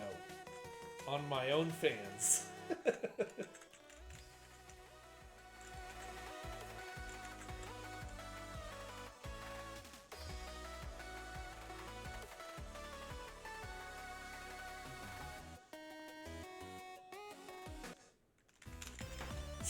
Got him!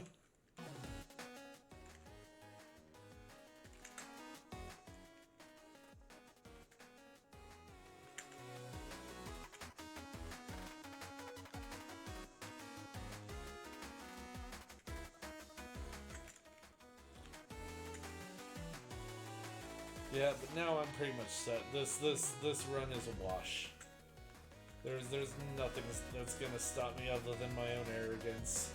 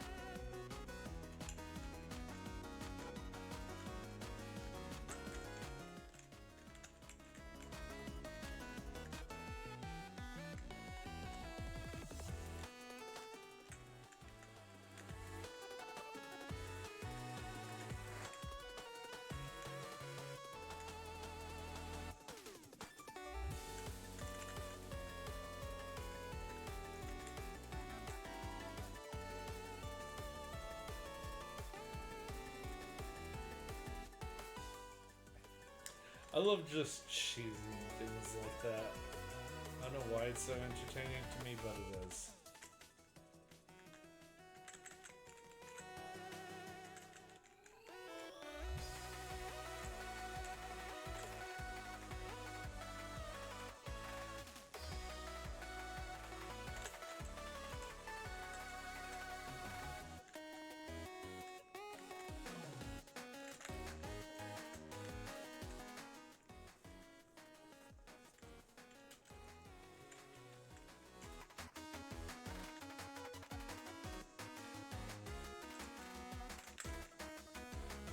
Ooh.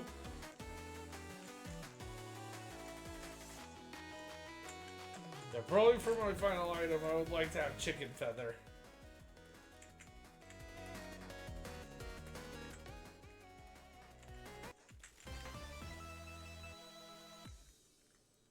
No. That was just evil.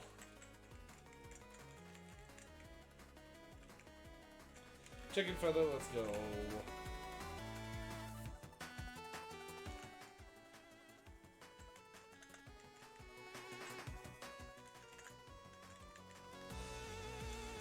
And just like that, no more fear. None at all.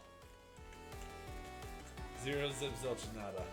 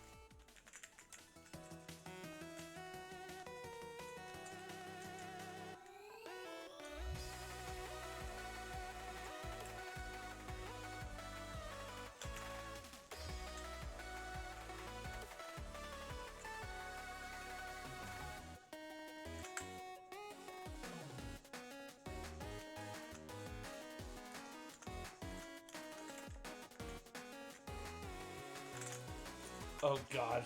So the fire breath just spontaneously reminded me of Miko Denya, and then that reminded me of Miko, and specifically there was that video, Holocure 0.4, I think it was Holocure 0.4 in a nutshell, and freaking. And the dude that was doing the editing, he was freaking hysterical. He used one of those really cutesy animations from that one guy who likes to do animations for when Hololive girls make like funny noises and stuff like that. And it was specifically freaking elite noises. With Miko, it was replicating the sounds that she made. Apparently playing Splatoon 3. I wonder what causes her that kind of possession. But it was super funny. He inserts the animation of basically what's tantamount to just like an animated vibrating Miko. And she's just going. It's freaking hilarious as she's as Miko Denya is shooting out fire in the actual stage, and it occasionally cuts away to Sweet Stage just going, oh my god. it was absolutely hysterical. But recently but the reason why I'm bringing all this up is because recently I saw a video of what should I call it?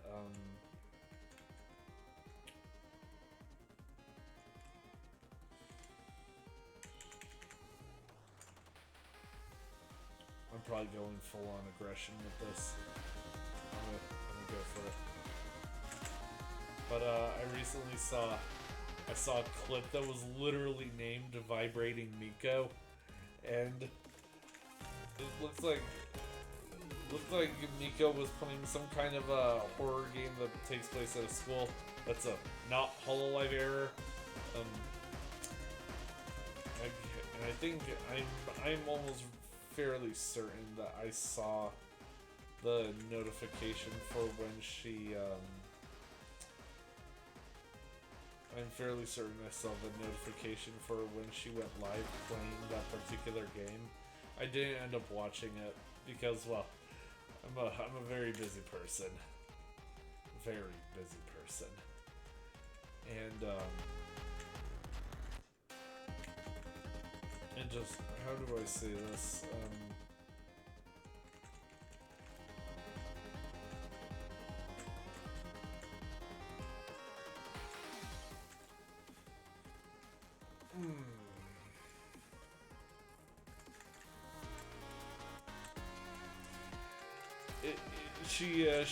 She ended up panicking because of nothing, and then she got like super angry that she started panicking because of nothing, and you could just see it on her avatar. She was just not happy. She was not having it. She was just like, I can't believe I got scared at nothing. and me, I'm just sitting there and I'm just like, what the? Why are you acting surprised that you got scared by nothing? You get scared by nothing all the time. You're almost as notorious about it as Corona getting scared of soap. That's still one of the greatest and most hilarious jump scares in all of HoloLive was freaking Corona just freaking knocking herself off her rocker because of a bar of soap. It's just like, why a bar of soap though? Like, why a bar of soap though? Like, it's hilarious, don't get me wrong. But why a bar of soap? For me, it rings as extra comedic because one of my favorite Disney films of all time is Atlantis: The Lost Empire, and like, dude, I can quote the living mercy out of that movie. But obviously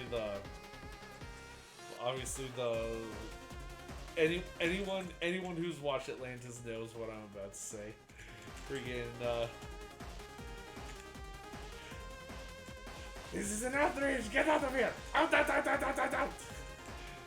Uh-oh, sat on the dirt, didn't you? Oh man, he starts giving all the freaking specs on the freaking bone saw that he had in his hands. Or wait a second, that was after he warded off Moliere, because he was just like, Moliere, I got a bar of soap, I ain't afraid to use it. Freaking Moliere just hisses. Freaking hilarious. Freaking Moliere's worst enemy, soap. Mole was so funny to me. he was symptomatic of everything that was so great about that movie. just the because most of everyone else took to the main character relatively quickly. Moliere was just not having it with him. It was really funny, and that would because like that was you could almost kind of like try to reason that as being foreshadowing when later everyone was kind of conflicted on whether they were going to help him whether they were going to try to help the MC save Atlantis or not, because all of them were there for their own reasons, and the movie did well to make sure that everyone knew that. Ooh, do I take the idol costume? I think I do. Yeah.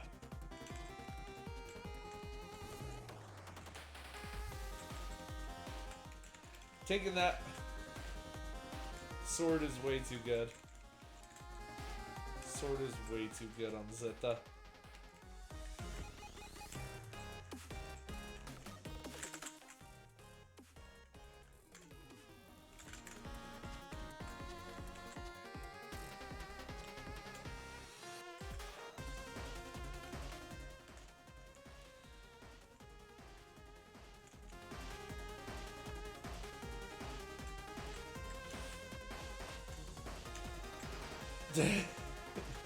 just uses my invincibility to exit the cage. Just Zeta, you can do a lot of really funny things with Zeta because of all the invincibility shenanigans. It's a lot of fun. It's a lot of fun.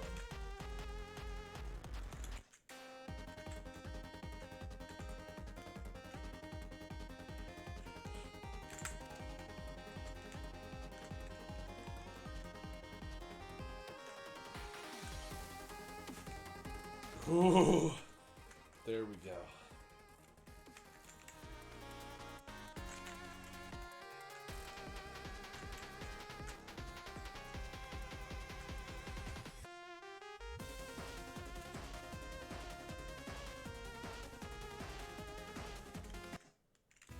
There we go. Yeah, sure, I'll take it. Can't really go wrong with whammy water. Because it's already used in a number of, like, super useful collabs.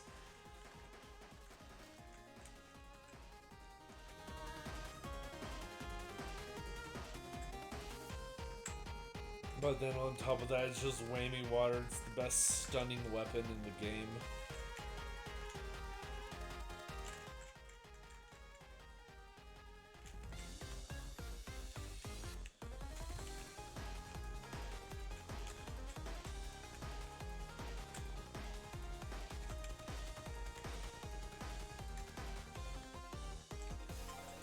Ooh, lifesteal. Give me that.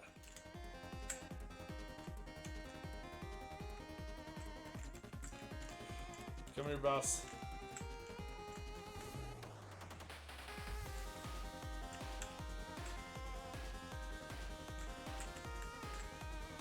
There we go, that's what I'm talking about. Level up.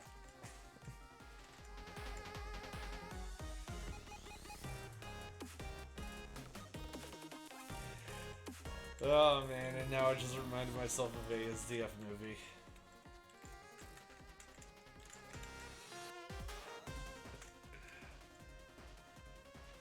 Got your nose. Woo! Look out, he's got a nose! I remember I was watching some people reacting to ASDF movie, freaking Spaz Boys comedy, and just dude. The thing that absolutely killed me was when they opened up the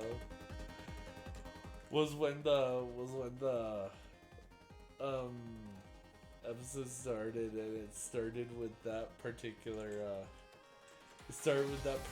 short right when the cop said, "Look out, he's got a nose." Freaking one of the dudes, he was just like, "Shoot him!" And right as he says that, that's when the cop pulls out the gun. And I'm just like, oh my god, no! Like, that's dark, dude. That's funny, but that is dark.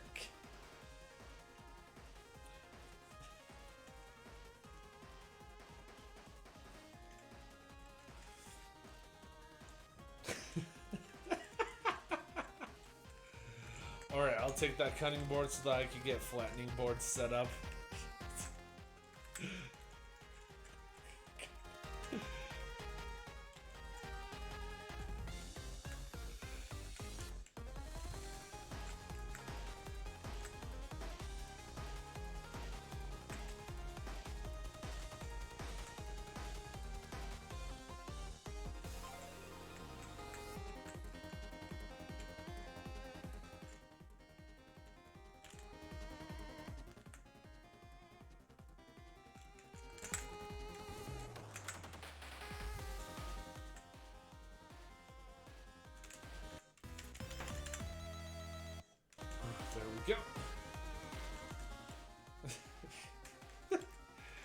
Yeah, it's freaking Spaz Boys comedy. It's like one of their real like quote unquote brand recognition kind of things is the freaking old guy, freaking Kurt with his dark sense of humor. Freaking Curtis is just he says some of the most messed up stuff and it's hilarious.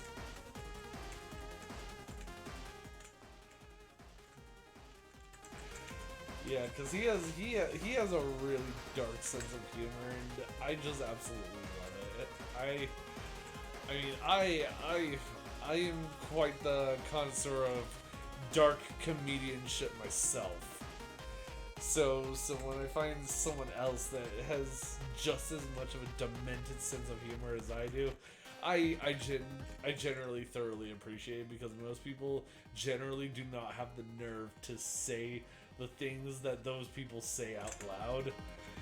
Because there's all kinds of social custom that tells you you probably shouldn't do that. and then me, I'm just like, social customs be damned, dude. I don't care. I'm gonna say the messed up stuff and I'm gonna say it with pride. That's gotten me quite far in life with just having a lot of fun, generally having a very positive demeanor about life. Cause like freaking, I feel like it's just like everywhere that things are just like doom and gloom for everyone. My memory starts going back to I forgot if it was Spy Kids 2 or if it was Spy Kids 3D. With the one dude that's just going, "We're doomed!"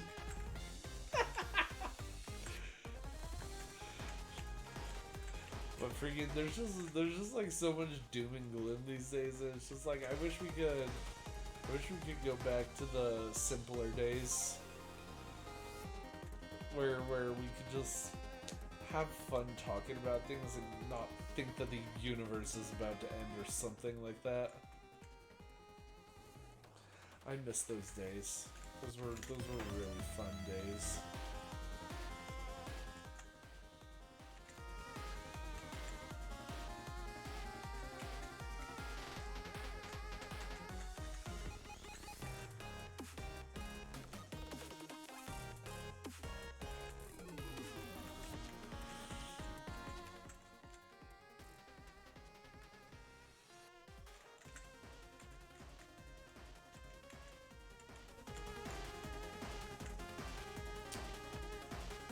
God dang it. Already have my second collab lined up and not even halfway through yet.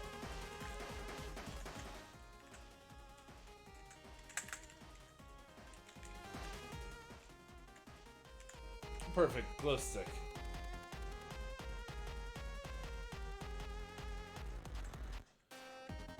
Depending on how things play out, I might actually be able to get the golden hammer from just sheer collab numbers.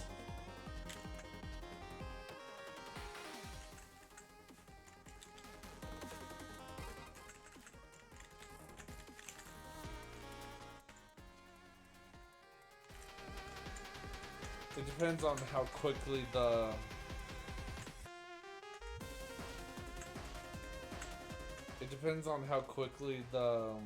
hammer spawns after I hit level 50.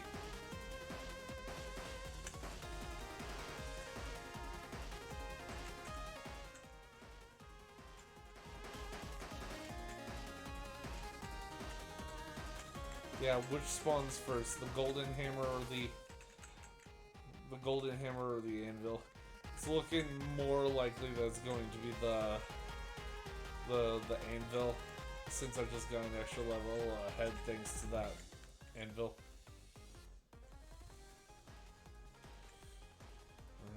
Alright. Let's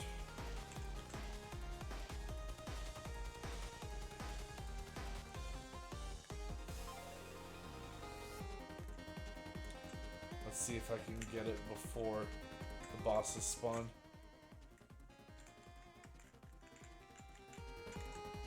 Yes, I can.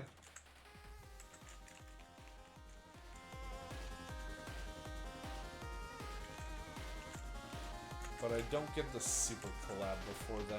Oh well.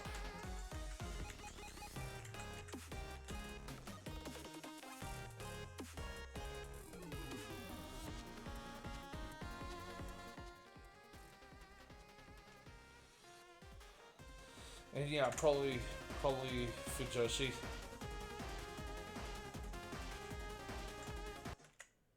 Oh my god. Yeah. Once again, just Zeta damage potential things. Freaking her damage goes through the roof, dude. It's ridiculous. I love it.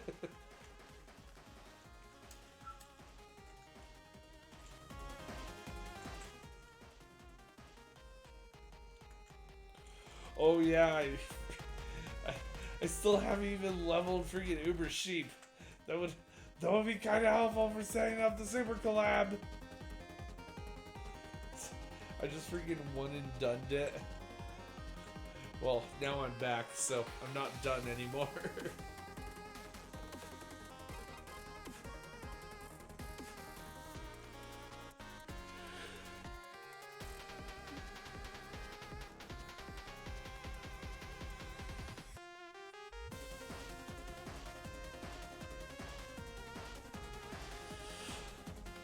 So wait a second, is Zeta still insisting that she's not a cat, or has she finally accepted it? I need answers on that. Cause like it's only a matter of time before she finally accepts it. That's kind of the MO in Hololive is they will always deny it at first, but eventually they'll just come to accept it. Friggin' Subaru is a duck. Nene is a seal. Zeta is a cat. Kiara is a chicken. Reine is a turkey. Kyla is a penguin. What else is there?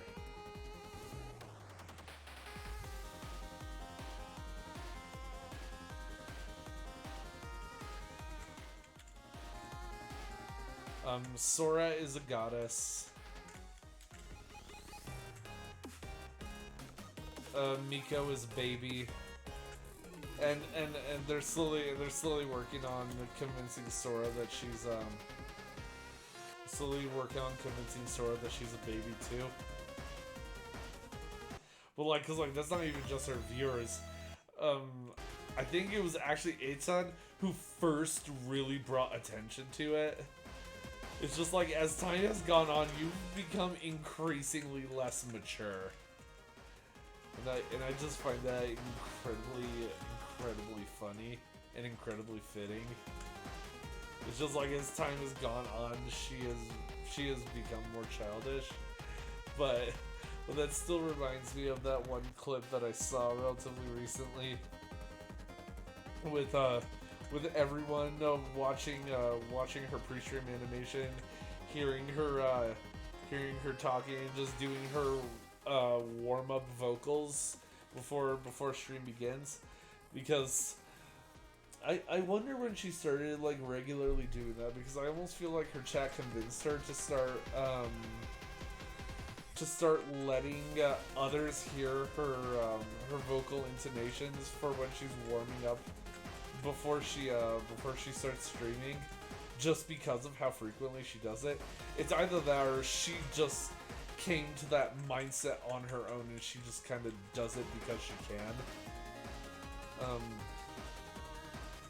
But there was this one time where they were freaking listening to where the Sodatomo heard her doing her warm-ups, and everyone was just like, oh, baby noises, and she eventually goes silent during all of that, and she just cuts straight to her stream overlay and shows that she is just not impressed, and she's using her and she was also using her freaking she was also using her mature avatar that streams, the one with the freaking with her hair pulled back and tied into a ponytail.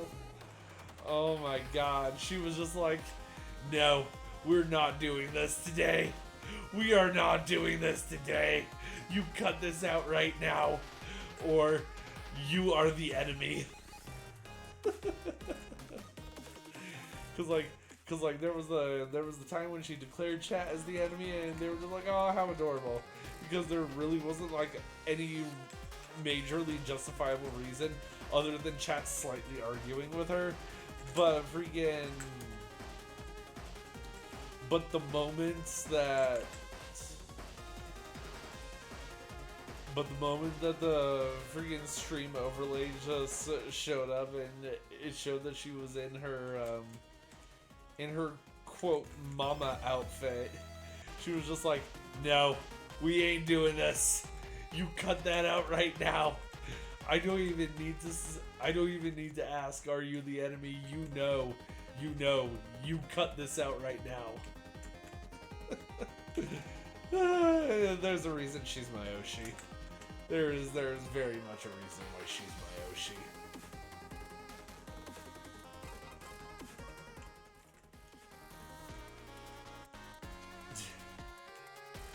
Anything that can be done in this game, I will always do it with Sora first. I mean, freaking, I held off really doing anything prominent with any characters when I learned that second update of the game, Sora was more than likely going to be brought into the game, because for those who have not played for those who did not play the very first update, it when the roster was incredibly small. There was only 11 playable characters, with just basically HoloJP Generation 1 and Generation 2, including Iris. And when you looked at the roster, you saw at the bottom there was a locked screen that said Gamers and Gen 0. And so when I saw that, I kind of had hope. I was thinking that maybe only Gamers was going to be introduced the next update. Most of us were kind of thinking that, because also back then KU did this thing where he would tease what the next characters were going to be by having a coming soon thing, and you would see silhouettes of the next characters. And the only one that was really up was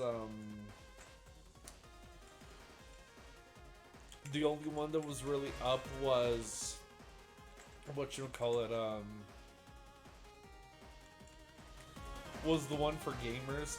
So I was thinking either KU pulls out all the stops and he freaking puts 9 characters into the game all at once, or I have 2 updates until Sora gets added to the game. And whether it takes 1 update or 2 updates, I don't care how long it takes, I'm gonna make sure that Sora is the first character that I max out. So I held off on maxing out any of my characters, just waiting for the day that Sora would be added to the game, just because she's my Oshi.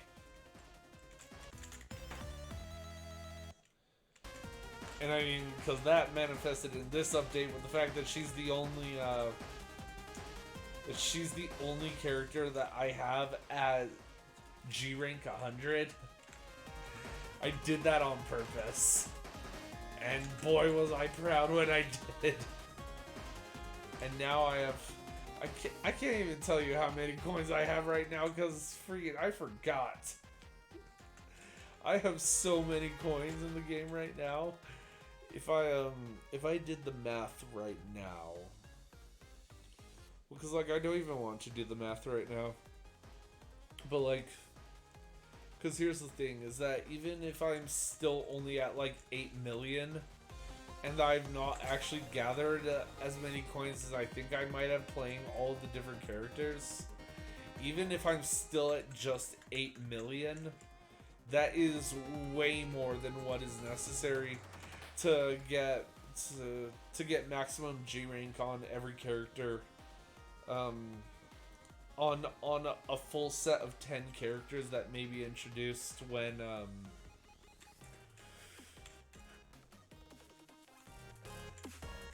we get to the next update and we possibly get Gen 3 and Gen 4.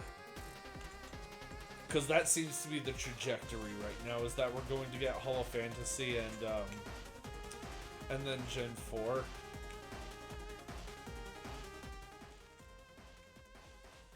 But that's just pure speculation at this point.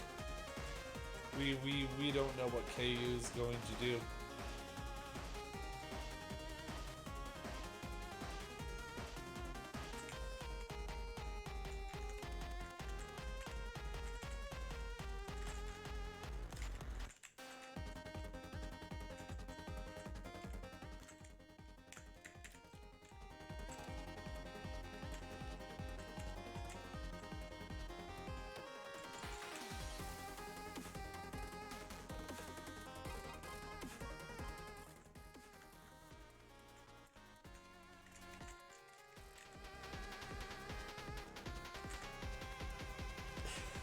Just runs right through.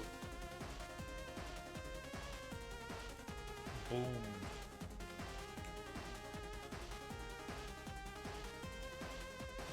Alright, where's the Robos here? Hurry up. Get out here. So I can just shoot you full of holes.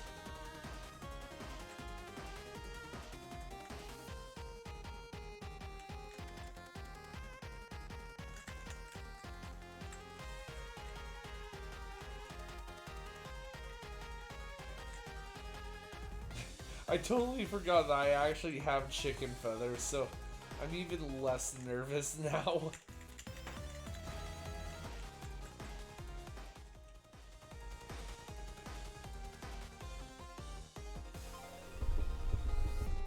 Yeah, I can honestly probably just let the game play out from here. The only thing that could potentially kill me is just the wave of enemies at the end, or if there's just a bunch of enemies that end up piling up on me. But now that we're at this point, I'm a lot less inclined to think that I'm probably going to get dogpiled by a bunch of enemies.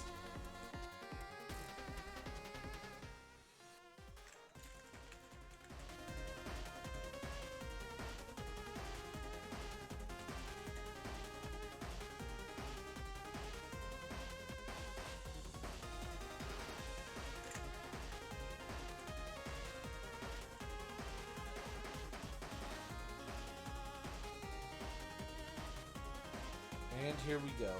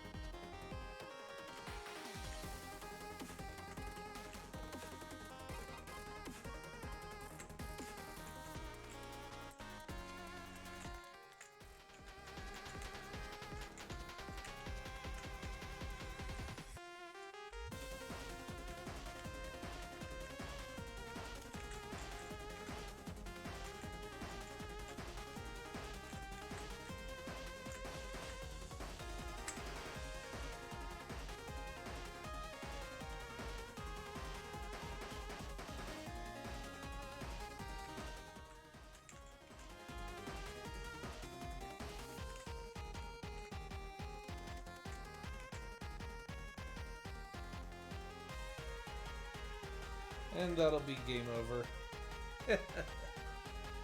Just one stage left.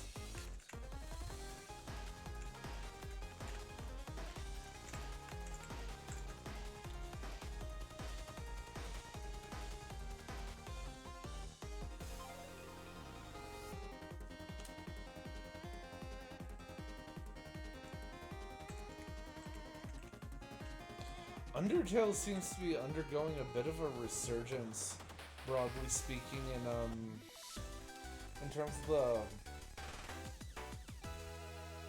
of the internet landscape. Again, it's just like it always feels like there's like some way, some reason, some way that Undertale just manifests back into the public conscience. It just happens so often that you just kind of become used to it. You just kind of accept it as fact that it's just always going to happen.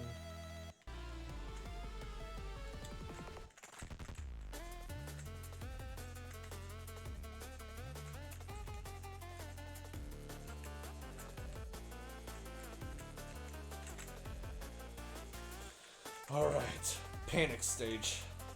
Let's do this.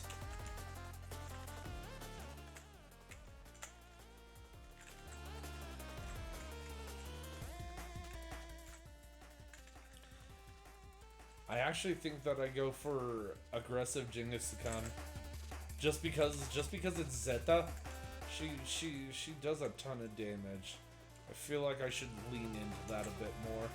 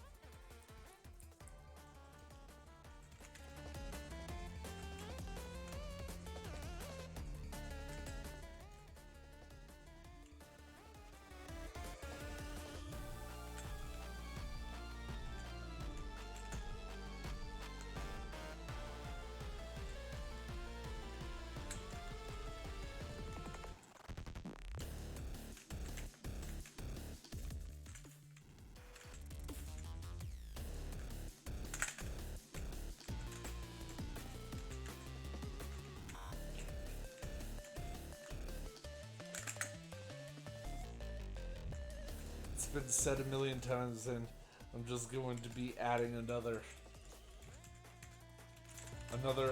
praise to the pile for getting Mither treats in this stage. Just the music is so good, dude. It is so good. I don't know how I dodged all of that. Oh my god, she is slippery as a cat, dude.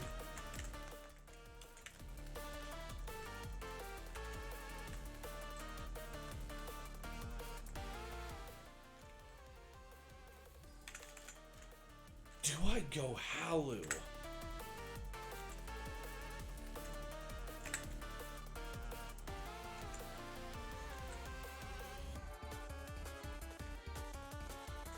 Shouldn't have done that. I'm stupid. I swear. I'm just the master of overdoing myself.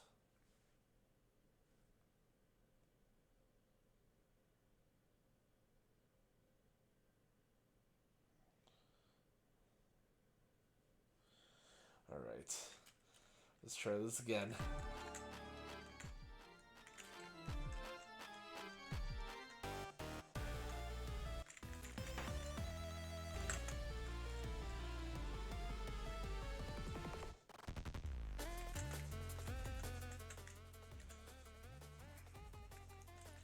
Ooh, overshoot, give me that.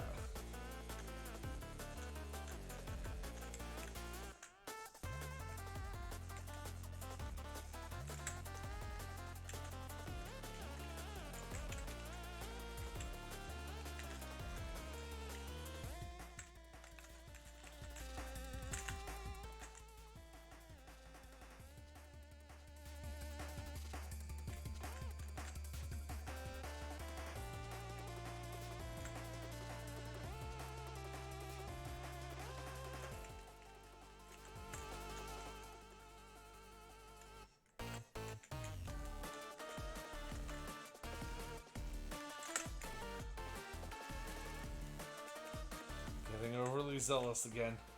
Need to calm that down.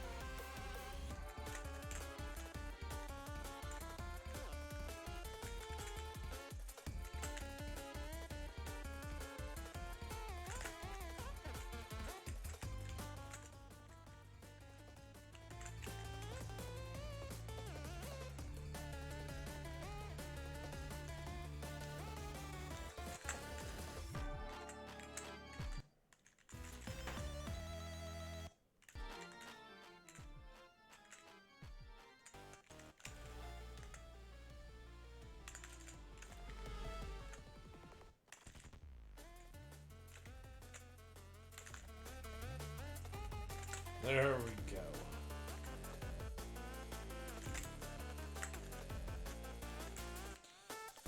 So I guess honestly in honor of Mel,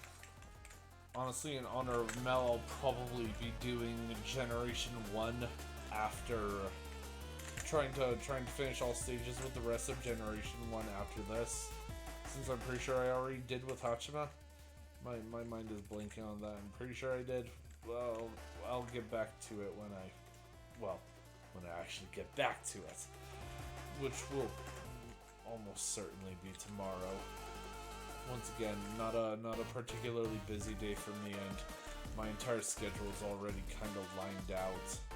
So I know exactly what I'm going to be doing at each time of the day.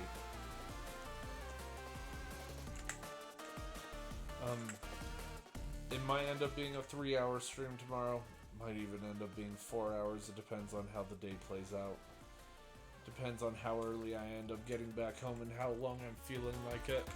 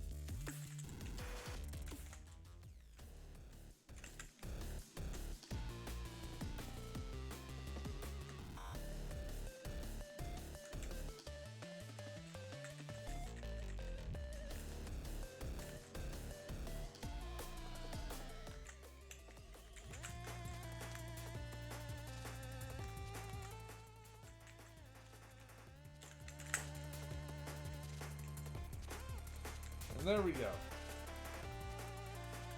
Now I just gotta try to find a way around.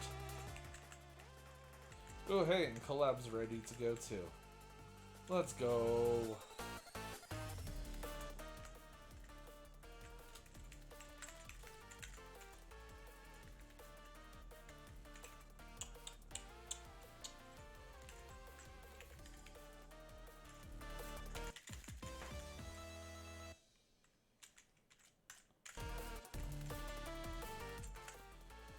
Oh boy, it's looking bad.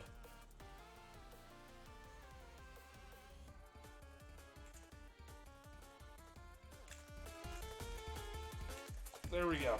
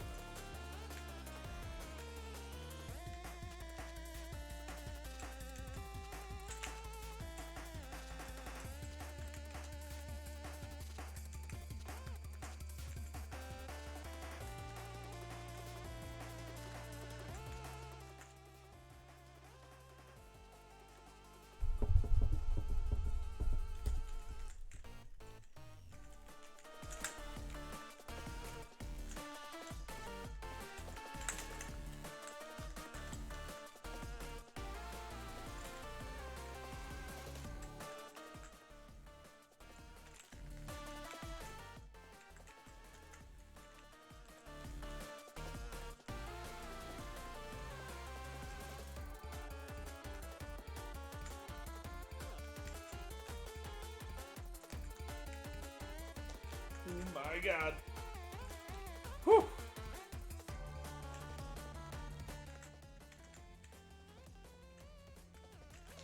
Still not seeing a cutting board.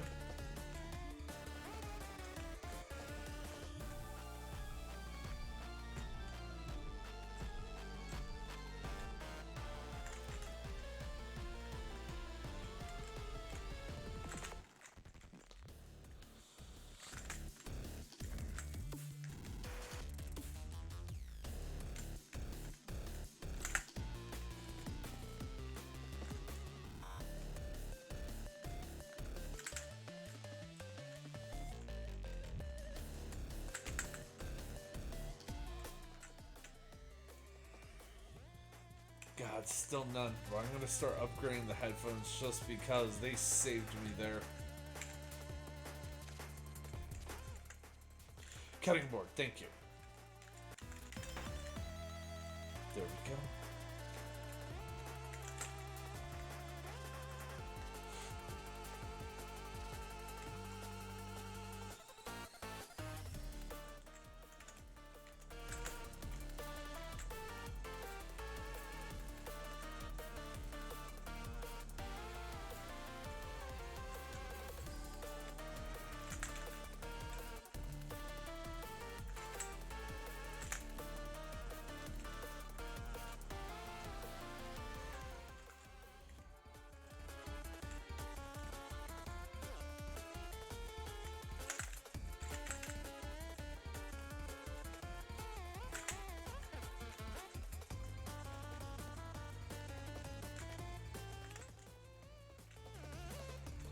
Dang it, glow stick was right there. Should have taken it. You won't escape me next time.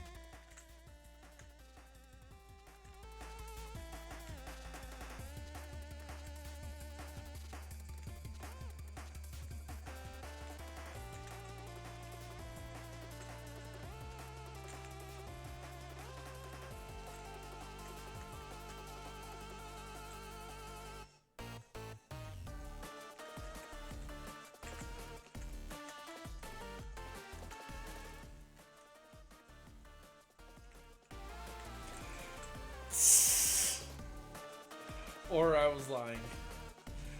I'm too fast on the draw on that one. Ugh.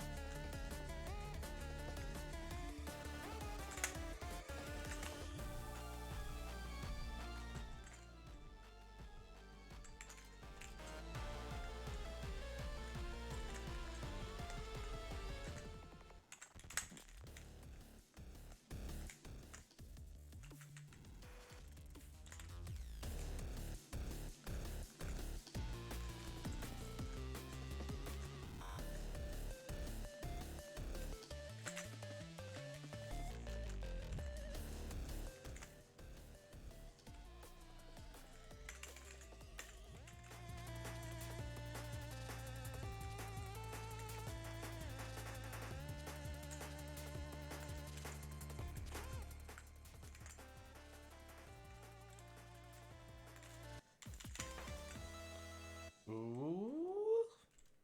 I'll take that, I'll drop that, and I'll take that. And absolutely not taking out like 9.5 minutes in.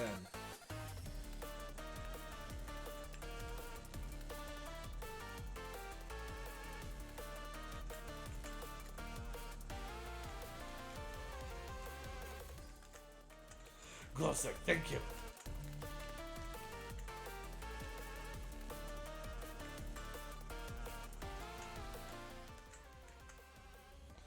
And Watame is keeping me well fed.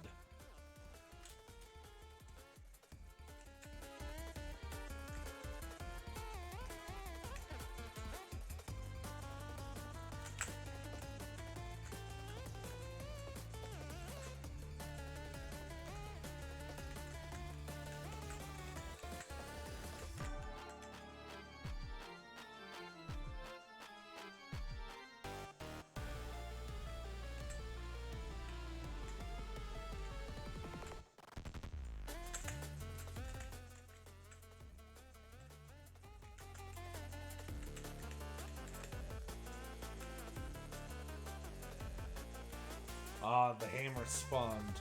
Let's go. Just gotta get close enough. And there we go.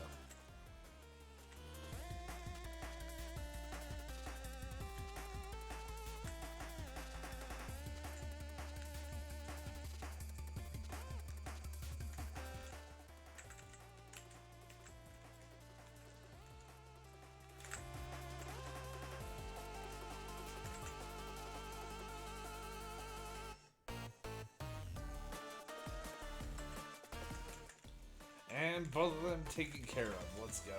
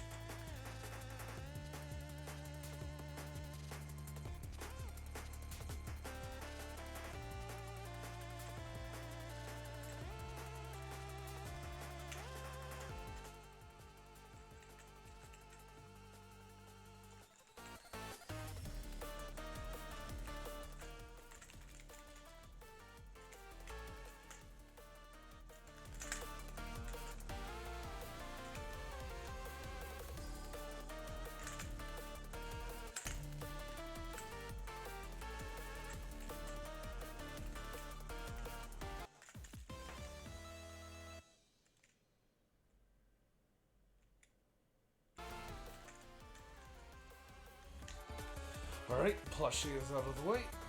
And just one level to get bandage out of the way.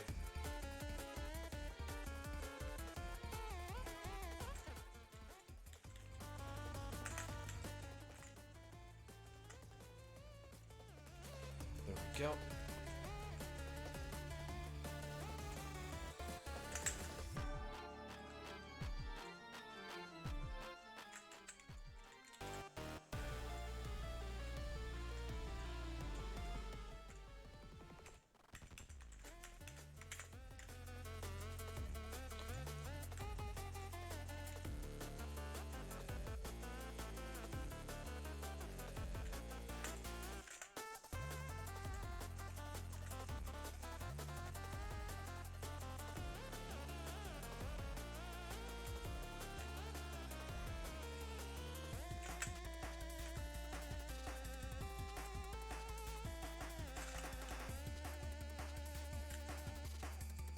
Yeah, the moment that I get chicken feather, this is basically a wrap.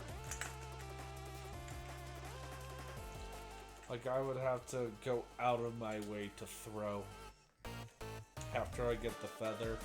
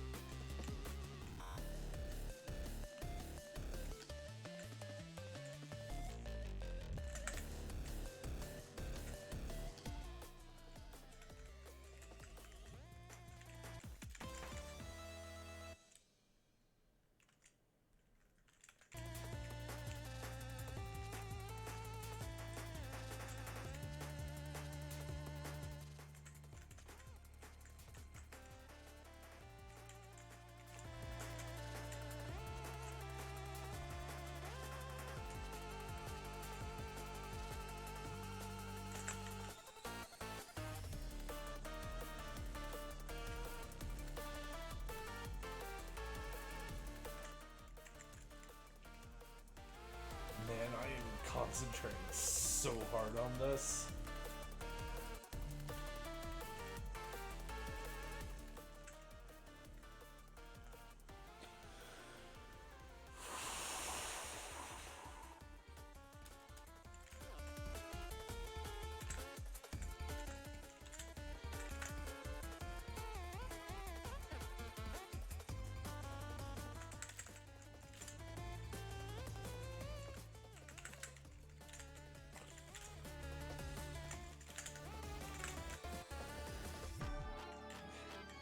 Right here at the end.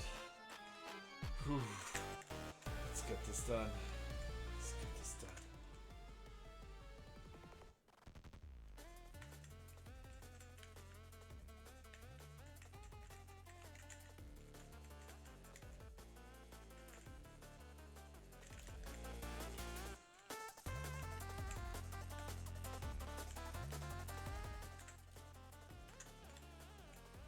No, I want to get the chicken feather. There we go.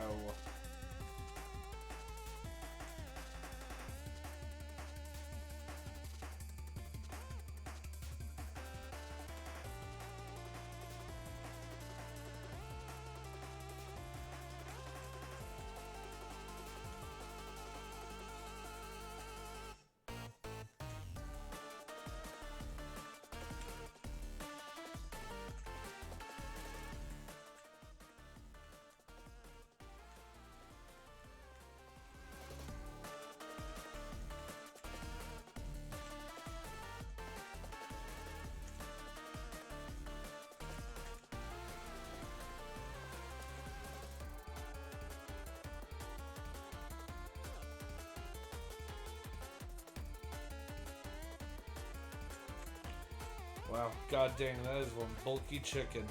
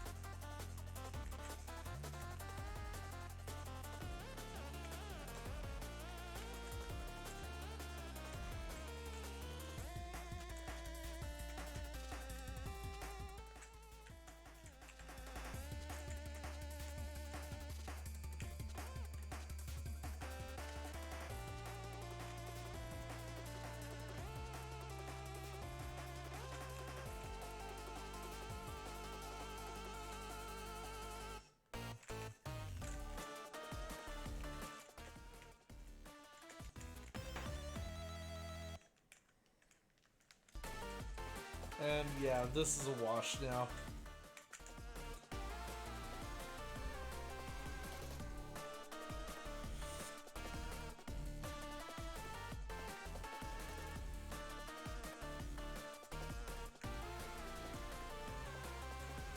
I'm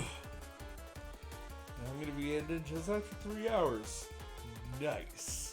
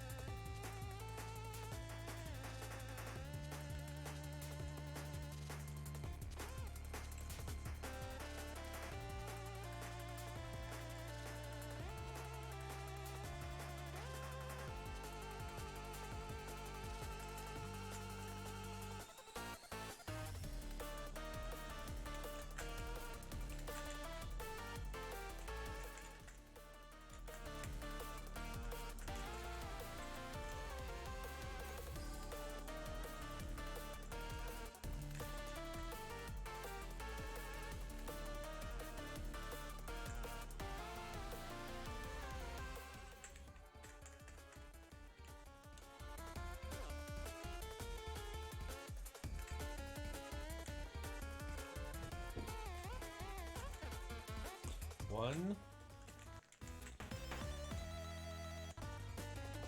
2.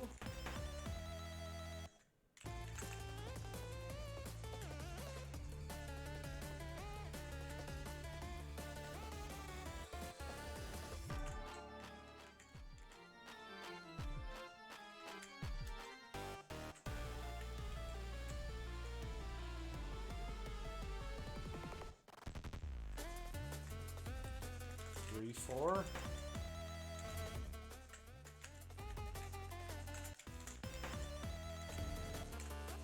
5. And that's it. And she disappears. She's invisible right as it ends. Like, peace, boys! Well, that's been fun. Alright. That'll be it for me. I'm gonna go ahead and be raiding out now. The real question now becomes, who am I raiding into? We're about to find out.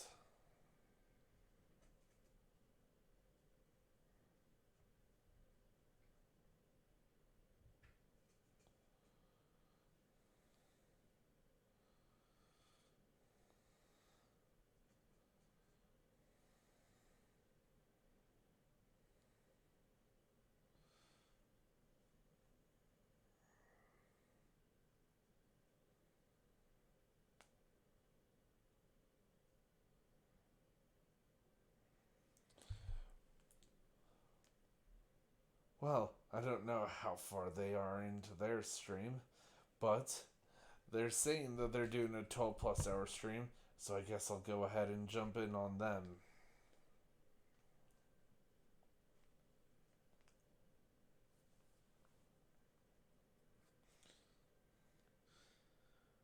Alright, so for the YouTube audience, if you enjoyed, just subscribing or just leaving a like, both would be heavily appreciated.